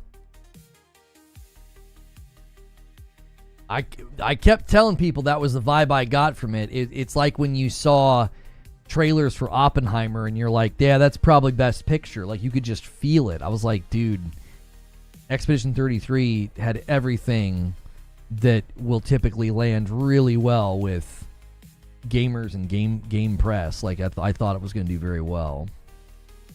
RPG category is going to be a showdown this year. Let's see what it's getting in the stores. Expedition 33 currently has a 4.93. That's an insane score on PlayStation. Almost 1,000 reviews already. Steam, same score, 93% on Steam out of 1,300 reviews. Just frickin' bonkers, y'all. That is crazy. Not many reviews. Yeah, but you know those early reviews can really set a tone. Like, it's probably not many reviews is probably a sign of like it's not going to be as popular as some of the bigger titles, right? Because I think like what was it day one for AC Shadows, and people were like, "There's not a lot of reviews yet, Lono," and it was like 4,000 to 5,000 reviews I think for AC Shadows day one. It's now surpassed Outlaws, and its score is still spectacular. When the first 1,000 people are giving it a 93%, though, I would say that score is going to hold. It'll be in the 90s probably. I wonder if Microsoft will try to buy the studio. Yeah. I mean, I don't know. I don't know if they're really wanting to buy studios anymore, though, personally. And I think they're probably going to be very pleased with this thing's, commercial success, because the reviews and the word of mouth are going to spread, and you'll start to see all those things start to climb. I don't think it's going to be a viral game. It's not going to like go crazy like a Helldivers did or like a Monhun Wilds did. So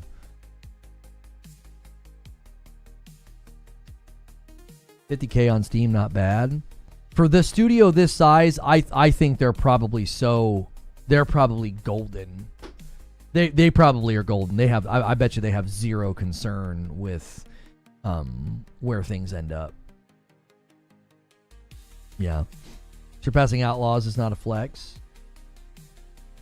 No one said it was a flex. I said that the reviews mattered on PlayStation Store, and Outlaws had a bad score and had like, I don't know how many reviews, I think it was like, 14,000 reviews or whatever. And AC Shadows surpassed that in total reviews because it sold better, and it has a great score. So I was trying to show people that was a very, very clear indicator that AC Shadows was doing well. Like, people were doing everything they could to dismiss AC Shadows' success. Oh, the review score doesn't count. It's only like 5,000 people. I'm like, okay. And now AC Shadows on the PlayStation Store has almost 20,000 ratings and over a 90%. You see what I'm saying? I told people, I said, this game's gonna freaking crush. I knew it would. I could feel it. I was like, the hate did nothing. It achieved nothing. Where did it end up on Steam? Overall, an 80% on Steam. Like, that's difficult for a Ubisoft title. I'm just going to say it. That's not easy, because it did have performance issues. 17,000 reviews, 80%. I bet you Ubisoft takes that as an absolute W on Steam. They probably take that as a win. They have to buy the studio before they hit it big, not after. The business logic would be poor to buy a company right after they prove themselves with nothing in the pipeline. The asking price would be horrible. Consoles have never been more dead. What? What are you saying, Siri? What? AC does so critically for fair reasons, but its fan base loves it, and they buy it more times than not. Well, I don't... Oh, he's being sarcastic. Oh, he's being sarcastic. I was like, what? People underestimate how gigantic AC is. I think a lot of people legitimately thought, like they genuinely thought, hating on the game on YouTube, they thought they sunk the battleship. They did. They're like, we sunk your battleship. And it was like, I kept trying to tell people, like, the impact. It was like when like 30,000 people were watching the Nintendo stream, and you had a couple thousand people spamming drop the price, drop the price. And people thought that was like some grand achievement. And I'm like, the people spamming that in the grand scheme of the global gaming market, that they're not even a quantifiable number. They're not. There are millions upon millions of gamers that are going to buy Switch and buy the games, and they don't give a frick about the price.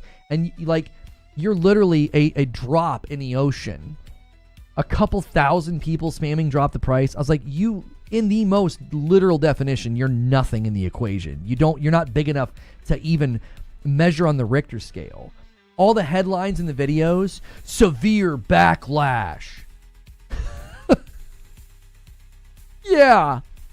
It's adorable that you think that a couple thousand people spamming drop the price is severe backlash. 2 million people in Japan have signed up to pre-order the Switch. And you're like, but a couple thousand people spams drop the price.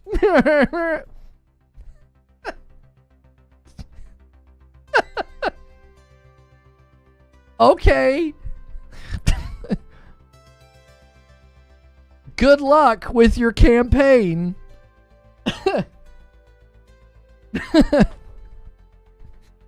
Good luck with your campaign, dude. It's cheaper in Japan? Oh, come on. It doesn't matter. Okay, we'll see. As every retailer's crashing, no one can get them. All right.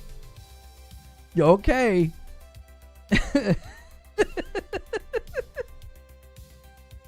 Estimates of this thing surpassing almost every record.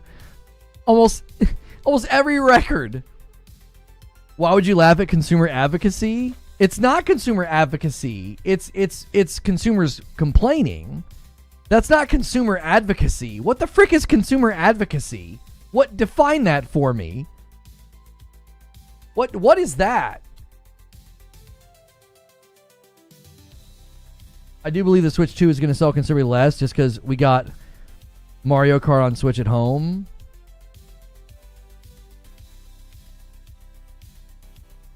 Come on, bro. That's a take. That's a take, bro. The last Mario Kart sold like 70 million copies. Oh, that's a take. Come on, Game Over Cholo. Holy mackerel. Consumer advocacy is demanding transparency and honesty. Yeah, like, complaining about the price of something is not consumer advocacy. Complain all you want, voice your opinion. I think it's adorable that people think that when they brigaded an Assassin's Creed trailer or screamed in a YouTube chat about Switch, I think it's adorable that they think they had an impact. And I wasn't saying don't do it. I thought it was funny that it was summarized as severe backlash. And I was like, really? A couple thousand people spamming drop the price? If you tried to put that on a pie chart, you wouldn't be able to see it. Here's a pie chart of the global gaming community. Let's slice out the people that bought the Switch 1. Let's slice out the people who are potentially interested in the Switch 2. And now let's draw a slice for the people screaming in a YouTube chat. You wouldn't be able to make the line small enough. It's an unquantifiable amount of people in the grand scheme of things. It's nothing. You're nothing. It's like, what? Yeah, you can be upset. You can voice your opinion and you can vote with your wallet. And I hate to break it to you. It's going to have zero impact on something like this. It's too big. It's too significant in demand. They are too dominant in the industry for a $10 jump on Mario Kart to disrupt all of their plans. Like, it is not as significant as people have made it. It just isn't. And I know I get called a shill, and I'm defending price hikes, and I hate consumers. My favorite was that I poor shamed. That liar. Nothing but a liar with no character and no integrity. I poor shame. Yes. Sure. Let's compare how much each of us have given to charity and charitable organizations. You want to do that? Like, All I'm saying is that if you think this is severe backlash, and if you think this is going to have an impact, I hate to break it to you. No. No. Sorry. You are well within your right to voice your opinion. You're well within your right to not buy it. And that's exactly what you should do as a consumer. And I'm just giving you a wake-up call, and I'm letting you know it's going to have no impact. It isn't. You can't move the needle on the Richter scale. You can't. You're throwing pebbles at Godzilla.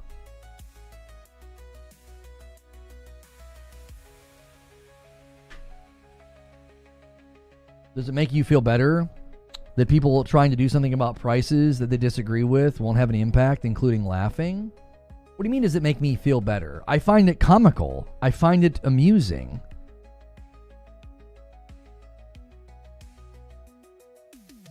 I find it amusing. It's like, it's in the same vein as brigading against an Assassin's Creed Shadows trailer because it's woke.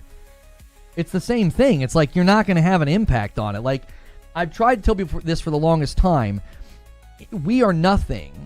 Like the people that consume YouTube and podcasts, like we're just nothing. Like we don't represent the majority. Like if you right now band together and try to tear something down, you have to have such unanimous agreement. Like when like the Helldivers community did what they did on Steam. You have to get like that level of unanimous agreement and response. I'm not laughing at people. Don't misunderstand. I'm not laughing at people complaining about the price. That's fine. That's to be expected. I'm laughing at the notion that like it was called severe backlash. I'm like, that's hysterical if you actually think that. This has nothing to do with being woke when talking with Nintendo. Right, I just explained it to you, Maxwell. I'm not laughing at you for saying that's too much money. This is ridiculous. Okay, you can say that. I'm not laughing at you saying that. I laughed at the notion that it was severe backlash. It's not severe backlash. It's nothing. A couple thousand people spamming drop the price? That isn't severe backlash. It's not even a quantifiable number. It's like you're nothing in the grand scheme of things. You're not going to be able to get one of these devices unless you really try. The demand is going to be insane. Also, what Zubair's saying, if you complained and still bought it, I probably am chuckling at you. Like, you could say, yeah, I'm doing this begrudgingly. I really wish they hadn't have done that. I'd have respect for that. But like, if you're spamming drop the price and you're like, yeah, this is ridiculous. They shouldn't do this. They're greedy. Blah, blah, blah, blah, and then you swipe your credit card day one. I don't really care what you have to say. Helldiver situation was not a response to the community. It was a response to the threat of legal action taken against them for revoking licenses that were paid for. I'm talking about what they were able to do to the score, Corey. Like, that was decisive action taken by a large group of people that got a result. Right? Definitely won't buy. The value proposition isn't there. I have the highest respect for people who say, that's too much money, and they don't buy. I have nothing but respect for you. I was laughing at the notion that people thought it was severe backlash. What? The severe backlash? You think that? There was like, the one day, there was like 33,000 people watching the Treehouse stream. 33,000. And chat was just drop the price. It was just this flood of drop the price. And there were people reporting on it. And then the next time they did something, they had the chat disabled. And people were like, yeah, I wonder why. And it's like, yeah, because they don't need the screenshots and your dumb headlines. Like, that's just, that's a nuisance. That's not actually going to be efficacious in the grand scheme of things. It just isn't. It isn't. I'm consistent. I bought Blueprints. I bought Expedition 33. I buy games. I support the devs. I don't have any problem putting money into the hobby. I don't have any problem with that. I've always said I want the companies to make tons of money. If they make tons of money, then they're well invested and interested in continuing to reinvest in making great games for me. I don't want companies to like just make a little bit of profit. I don't want them to make like just enough. I want them to make buckets of cash, because then the people at the top are going to say, this is great, let's keep doing this. See, the thing that really irks me about this discussion is, if the C-suite, the shareholders, and the people at the top can make buckets of cash by having higher sticker prices, they're going to say, well, great, now let's do that again. Let's sell another game at 80. Let's sell another game at 80.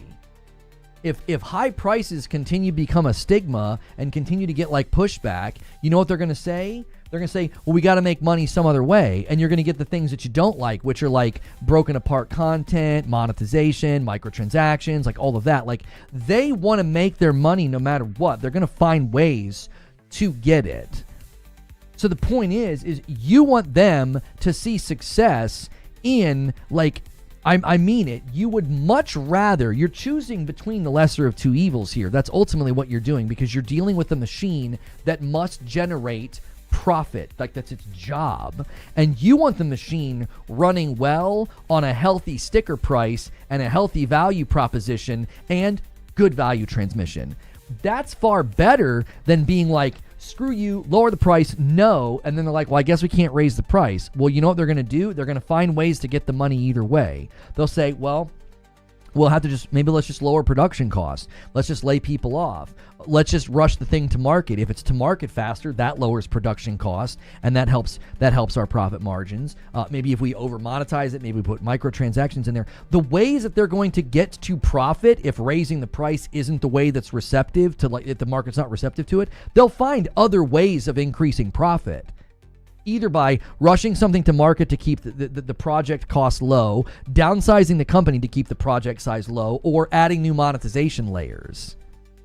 I'm not saying, like, we better all go buy $80 games or they're going to do this. What I'm saying is they will find a way to make their profit. This us versus them crap that, like, clickbait YouTubers do, and they rage and they maul and they seethe and they rile everybody up, and it's this big us versus them. It's like, you understand that they're going to try to move profit in any way they can think of? You ain't going to win. There's no battle to be won here. It's, oh, well, yeah, showed them. You ain't going to raise the price on our watch. Well, they'll figure out a way to get their profit somehow. It's what the machine is designed to do.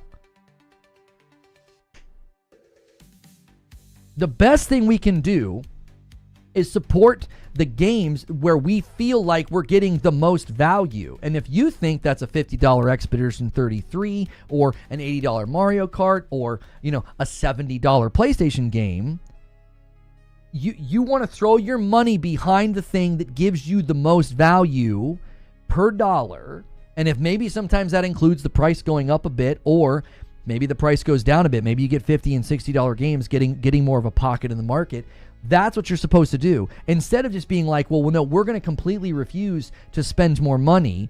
We're either going to steal games, pirate games, or we're going to, no, I'm just going to wait for games to come on Game Pass. That right there puts the companies in the position of like, well, we've got to figure out how to make the profit. And one of the best ways to make profit would be to either add monetization layers or shrink production costs. And both of those things lower value for you.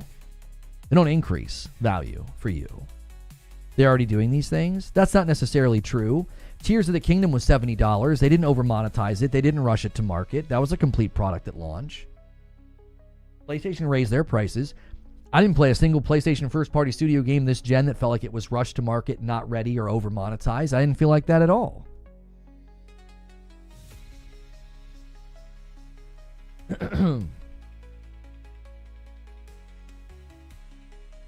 Each of you as an individual is supposed to make your own value judgments, and in the aggregate, that creates the market. No individual is dictating the rules. Right.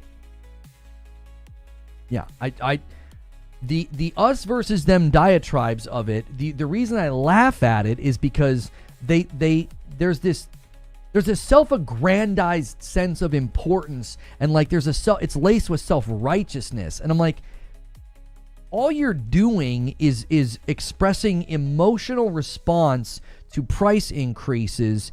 That's it. That's all you're doing. You're not analyzing it from a business perspective or an inflation perspective or, the history of video games perspective. None of that's landing on the discussion. And if it is, you get called a corporate shill or something else. Like, it's just like, oh, okay.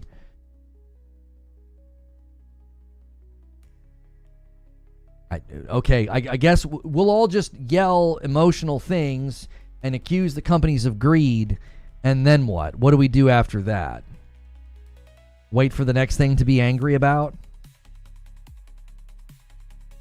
I see no difference between $80 Mario Kart and a marathon-style game. Both are not worth the money for me. No, see, Maxwell, I have no problem with that. See, you're being a completely reasonable and mature person about this. You're just saying, I don't see the value, I'm not going to buy. Oh, yeah, that's fine. I'm the same way. I don't see the value in a $40. I didn't see the value in a $40 Concord or a $40 Marathon. If I wasn't a content creator, I would not have purchased Concord. I would have ignored it. I wouldn't have paid a single ounce of attention to it. I only bought it and played it because I'm a content creator and I wanted to be able to talk about it, firsthand knowledge of the game. I don't even think I played it on the stream because I think it dropped when I was gone. Or no, the beta dropped when I was gone. I can't remember what happened. I don't think we played that game on stream.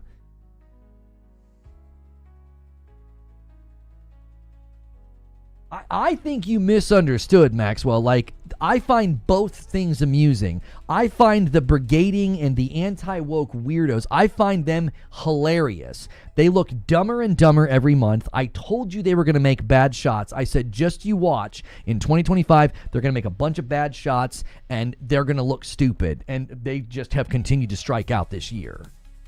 And I love it. And I also think on the same vein, people acting like drop the price in a YouTube chat with some massive amount of backlash. I find that amusing. It's like, no, it's not. And a firebomb on Twitch from Behemoth. He says, come on, boys. He's like, let's make it respectable over here. Every 25, I gift 5. Oh, I gifted 5 after 5. That's not how it's supposed to work. Every 25, I gift 5. So you guys have got 10 on the day over there on Twitch. You can catch, you can catch YouTube, Twitch. Come on. And we do have an incentive on YouTube. If we get to 700 members before the end of the week, Mike Onto Mike is going to drop a 50 bomb of members. And I tell you what, I'll match him. We'll do that tomorrow. I'll match him if we do it.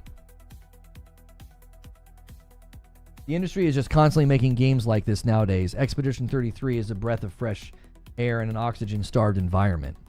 Wired Rope gifts a 5 bomb on Twitch and gets us to 15. He's like, come on, let's make it a little bit of a contest here, Twitch. Let's try to catch up with YouTube. You love to see it. There it is. The YouTube can always pull out a Pathalon Phoenix or a Mash, or a Risic. Twitch needs some help over here, boys.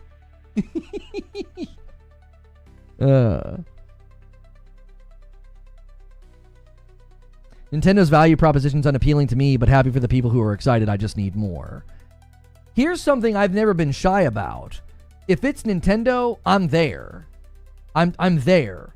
Now, I don't fanboy because I've been very critical of some of the things they've done. I was critical of the fact that they were weird about the prices of the games and the price of the device. I thought that was annoying. They clearly knew the price was going to be a potential issue, and they played it strategic. They're like, we're not going to put that out into the wild. And I found that to be annoying. I find their lawsuit against Pocket Pair to be annoying. I'm not a fanboy of the brand. I'm like a fanboy of the games. You see, it always comes down to that for me. There's always a slice right down that middle of the cake. It's like, I want the games. I don't care about the brand. Yeah, the C button being locked behind a paid service and that chat feature, that's stupid. All of that's dumb. I don't have any interest in that. But the games? Give me the games, dude. I've been the same with PlayStation. I'm not like a PlayStation fanboy. I've been critical of a lot of the stuff that they've done. But, dude, the games? Give me the games. The games have been great. How's it going today? Grifting Grifter of Griftum, Lono. Happy Claire Obscura Day. Yeah, we're going to be switching to Claire Obscura Expedition 33 in a minute. We are going to be switching in a minute. Friendly competition between Twitch and YouTube can continue, and then the gauntlet from Mic on the Mic is there for you YouTube boys. And I'll match what he's doing tomorrow if we hit it.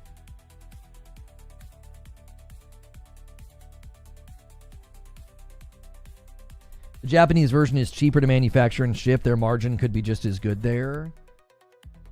Who is Claire Obscure?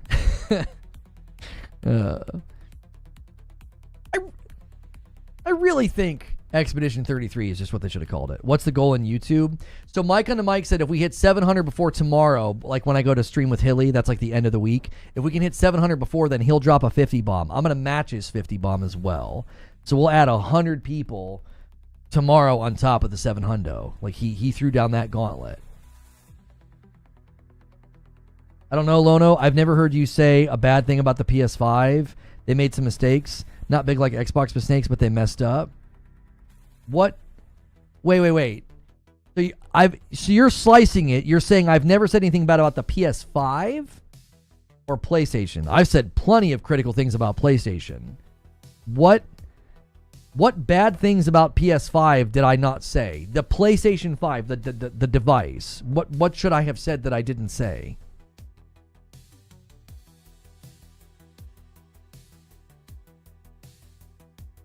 Okay, so you're talking about the PS5 specifically. Can you give me an example of something that I didn't criticize that I should have criticized?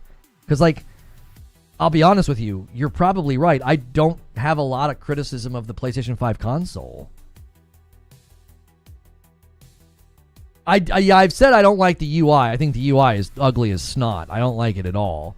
And I can't stand that they won't let me edit the widgets to just look at the animated wallpaper. I mean, that's not pretty. That's not that severe. You finish Act 1 in Returnal? Dude, congrats. Oh, man. Every step of the way that those achievements feel great. Yeah, I would need an example of something that you felt like I should have been critical of with the PS5. Like, I don't feel like they made any missteps with the hardware. He bashes PS5 for making deals to get exclusive content in games. Yeah, I was critical of when they did that with Hogwarts Legacy, but again, that's a PlayStation thing. He's talking about the actual console. I'm like, I don't know what I should have been critical of. I've not even been critical of the Series X as a device. I've been critical of how it's not been utilized. What are your dislikes about the PS5? See, I'm confused. Are you talking about the console hardware, or are you talking about PlayStation? Because you're bringing up online games. I said Concord was going to flop. I've told PlayStation they should cancel Fair Games, and I think Marathon's going to flop. Like, I've been very critical of their online efforts. But again, I can't tell what you're talking about. Are you talking about the actual console or PlayStation as like a company? Because I have been critical of their online efforts. I'm like, I've literally got videos where I'm like, cancel Marathon. I've been vocal about canceling Fair Games. I said Concord was going to flop. Yeah, the PlayStation 5 is ugly as a console. I think it looks like a stinking Wi-Fi router that you bought from Sharper Image. I don't know who designed it, but it's ugly. But that's, again, who cares about that?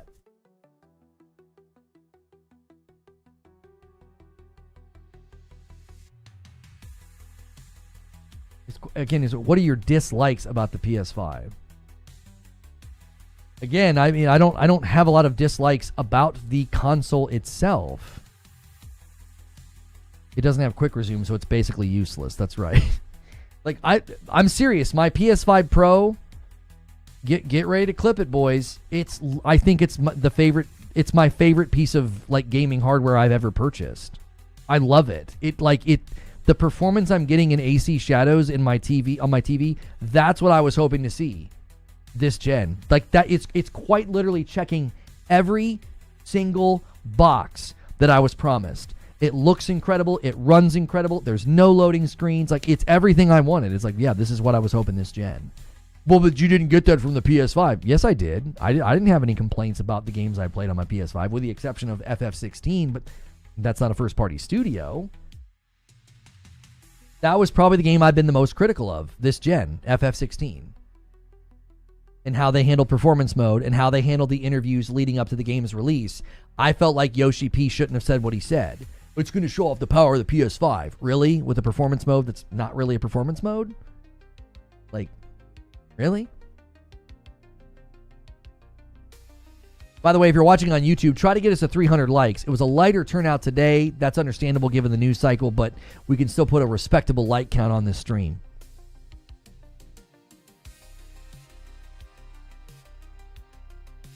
Maybe I'm just old, but I'm playing my PS2 more than my PS5.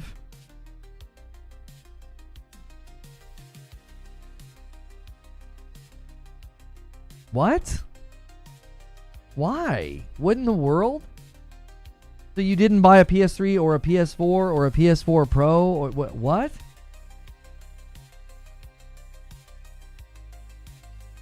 You have a working PS2? Is that a typo? Did you mean to say PS4?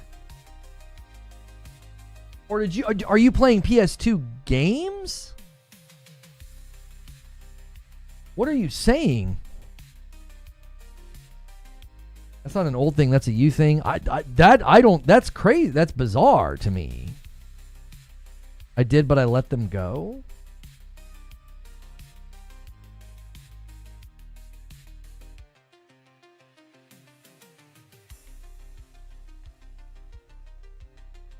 I'm sorry. I have to investigate. Give me just a second here. Gold badge, 11-year-old YouTube account. You have got to be one of the most bizarre gamers I think I've ever interacted with. So you got rid of your PS3 and your PS4, and you mainly play your PS2. Why? Can't you play a lot of those games on the PS5, or a lot of them not playable or something? He's dead serious. It's so weird. I just remembered that you did talk about the bad online games and the UI. Classic games are more fun than modern right now. You are well within your right to think that. Another super chat tip from Charles Hawk. I missed this one. Sorry. I just realized I only have surveys left for Platinum and Returnal. I think I'm going to go for it. Go for it. We are one super chat away from Confetto over here on YouTube.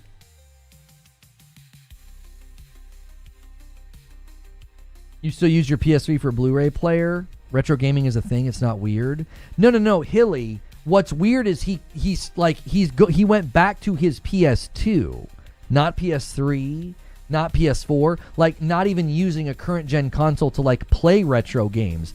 I don't know if I've ever met anybody who's like, oh no, I'm back here rocking my PS2. Like that's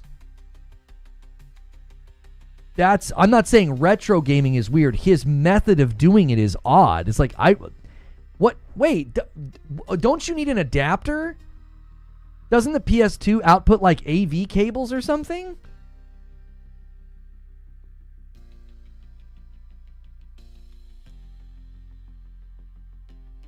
Rissick with the 5-bomb makes it rain confetto. There it is.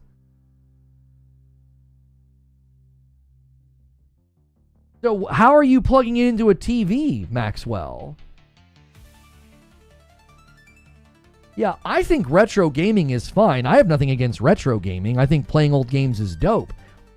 I'm like, he's rocking a really old console. I'm amazed it even still works. You don't have an adapter, you just bought an old TV. Come on, Hilly. Come on, we can say that that's a little weird. I'm not being insulting or using it as a pejorative. That's a little weird, dude. He's rocking a PS2 and a CRT. That is abnormal. Not weird at all. Oh, come on. Weird does not have to be a pejorative. That is very, very not normal right now. That's not weird.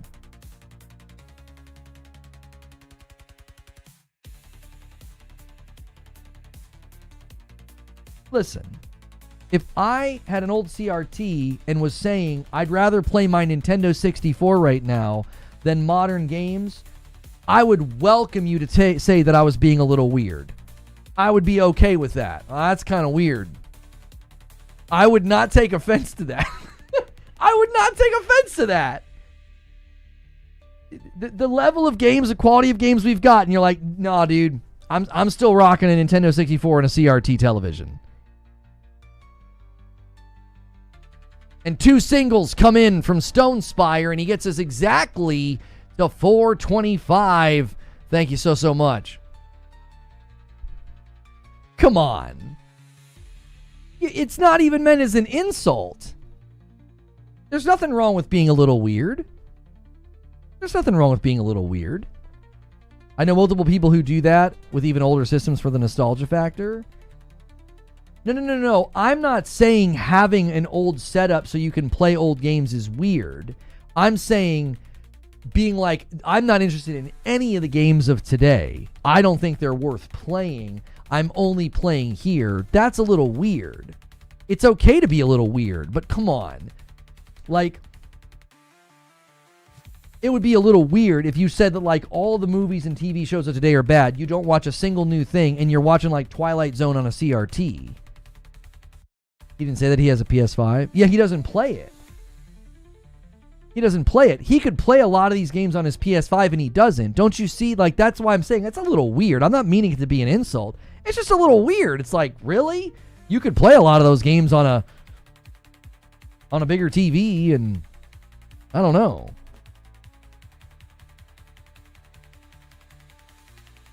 Retro gaming is a cool niche, but not game for new systems. But to not game on the new systems is something. Yeah, to me, the reason I think it's a little weird is like, as far as games have come, you're just like, no, thank you. I don't like any of that. Wouldn't you have to buy all the games again, though? Oh, because they were physical. You're probably right, Hilly. He probably doesn't have, like, digital. Yeah, that's true. Is it your 50th birthday? No. And Liquid, thank you for 47 months. Almost 4 years, homie. God bless. Thank you so much. That's an agent of chaos. You haven't hurt my pride or anything, says Maxwell. Modern games are just a copy of every other game, so it's just not interesting to me. I mean, when I said weird, I wasn't trying to be like, you're a weirdo. I was like, that's a little weird, man. To be completely uninterested in games of today and have yourself kitted out with a CRT and a PlayStation 2. Like, weird does not have to be... No confetti? No, it made confetti. I'm not resetting it because we're leaving in just a second. Like, weird does not have to be a pejorative. It can literally just be like, that's abnormal. That is, it could be something that's a little uncanny. It can be odd, right? It can mean lots of different things. It can be a little strange. It can be bizarre. You have to say that it's totally fair to say in today's landscape, somebody saying, I prefer my PlayStation 2 and a CRT television over all of the stuff that's come out. That's an oddity. That is bizarre and a little weird within what's going on right now. I'm not meaning it to be like, you're weird. I'm like, wow, you're kind of an oddity. To like within most of the people that we talk to. Yeah, it's unusual. Yeah, I didn't mean it as an insult. Travel with me, if you will, in a world where modern gaming has near impenetrable ceiling. You're someone who are content to have an old hardware compete with CRTV glory. I'll be 50 in 4 years. It freaking sucks. I won't be putting it up in golden numbers. No. This is some incentive. Somebody's gonna give 50 members if we hit 50. If we hit the 700. It would be helpful to elaborate as why, but I'm limited here. Yo, what's good, Theorist Complex? I think he said he still plays PST more. I feel like he said that's all he plays. Glad you're doing well, man. You deserve it. Thank you. You guys that are over here on Twitch, make sure and hit follow so you can talk in the chat. Consider throwing me your Prime subs or subbing to the channel. Help us compete down here. You guys are competing with YouTube. You're a little behind today. You can keep going when we get into the next segment. And also, Remember, we do content just for paying members, and right now I can't do that on Twitch, so you're getting free segments like Morning Coffee, Green Room at the end of the day, my Friday night streams with Madam. Eventually, you'll need to be subbed for those segments. I would say niche, but I'm not sure retro is niche. I don't know the amount of people who play. I play Sega Saturn with my brother every now and again. Yeah, to me, I mean, more power to you. It just was really out of left field for somebody to be like, yeah, I basically primarily play on a PlayStation 2. I was like, wow. I don't think you're going to find a lot of people that even can do that, are even equipped to do it. Having a working PS2 and a CRT or an adapter, that's got to be a very, very small group of people globally. I have a gaming PC and can emulate, but my wife is on their way more, so I had to find another way, and I found something awesome. I mean, you got one of those old flat screens that, like, the glass, they weigh so much, like, you got to be careful moving them or you're, like, throw your back out. Like one of those old Toshibas or one of those old Sonys. Those things ran for forever, and they weigh a dadgum ton. They weigh a dadgum ton. I used to work in that department in Best Buy. It's a Toshiba. Yeah, I figured. Back then, Toshiba or Sony, Panasonic, the Panasonics had some high fail rates sometimes, depending on the models. I remember selling them. Toshibas were so solid. Toshiba DVD players and TVs were great back then. They were very, very, very reliable. Here's what we're going to do, though. We do need to shift gears to Expedition 33. I'm going to take a quick break, and I'm going to hit some ads on both platforms. Don't go anywhere. Let's have a great, strong start when we go over to the gameplay, but I do need a quick break. I've been in the chair for a long, long time, so I'll be right back.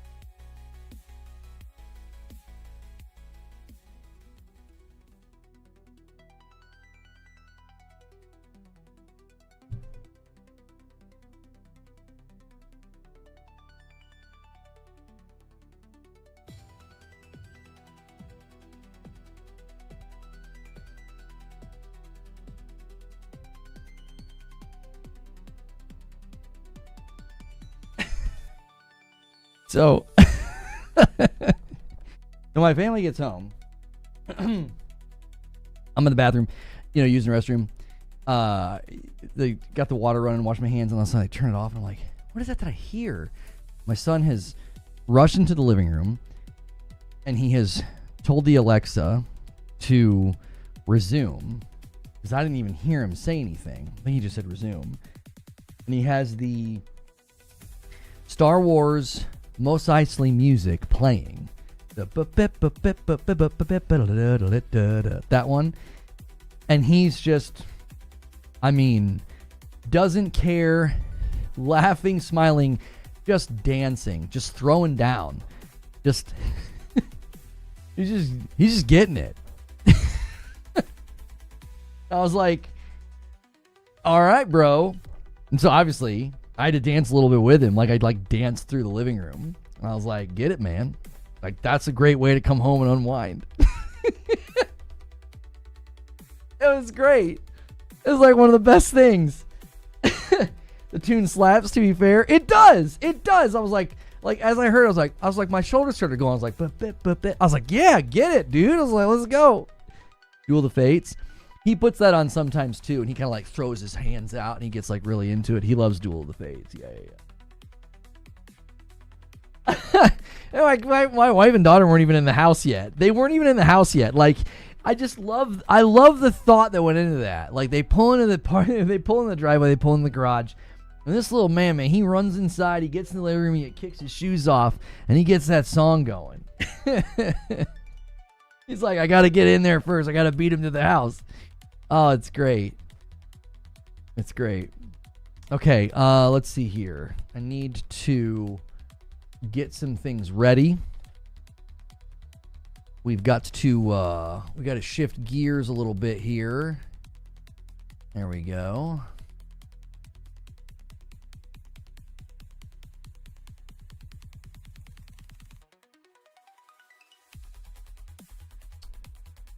And then we'll put the contest down here.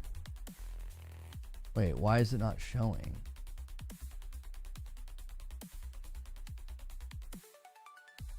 Oh, there we go.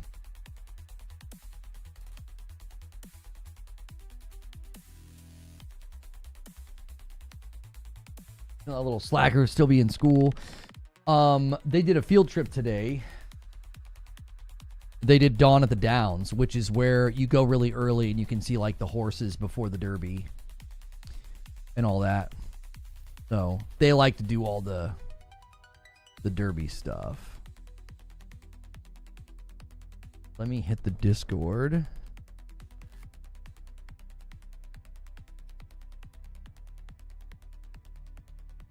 All right, we're going to be switching gears to Expedition 33 gameplay.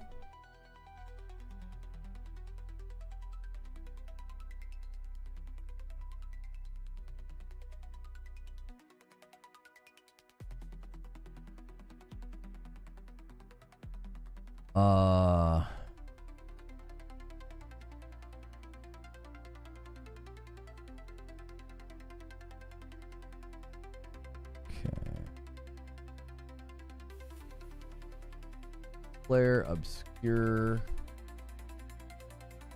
I'll be so glad I don't have to spell this anymore. Expedition 33 gameplay.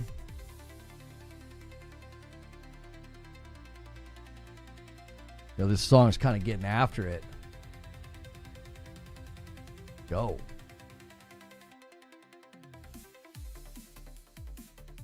right, let me switch directories over here on Twitch.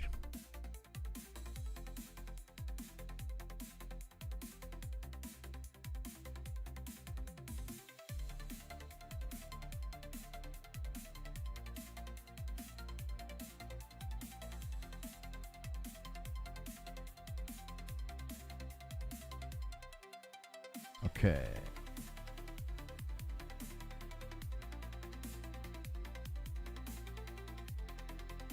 All right, we'll switch to that directory. All right.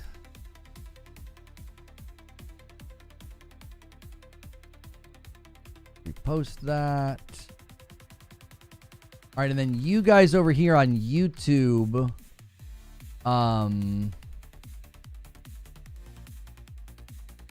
You guys are going to need the link, and I'll do redirect as well. Do me a favor. Even if you guys only come over and hang out for like 15 or 20 minutes, just watch the tutorial. You won't get any spoilers. Nothing major, I wouldn't think, in a tutorial. That is super helpful to us to have strong starts with gameplay. And then I'm going to give some members when we get over there that I owe you guys. I believe I owe you like 10. And then Twitch, I don't owe you any just yet. You need 25. Every 25 I gift. So Twitch, you can keep going.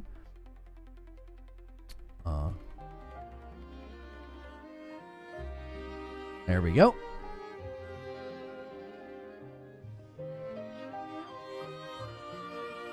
Thank you so much for checking out this video. I'm going to be diving in to a brand new playthrough of Clair Obscur Expedition 33. If you are interested in this game and you're thinking about checking it out, I've never been a big fan of turn-based games. I think this could be the one that wins me over. I've been saying for a long time that this is a Game of the Year potential game just based on the trailers and the gameplay alone. Its current review score is incredible. So if you like this kind of content, it's safe for work. It's like a talk show. Hit subscribe. You can also watch on Twitch. Look for Reforge Gaming TV. I'm going to end the previous stream, and I'm going to redirect folks over. I did forget to set up redirect, so I'm going to do that right now. And then I will end that stream, and I will redirect you folks over. I'll also change that thumbnail. So make sure you guys hit subscribe.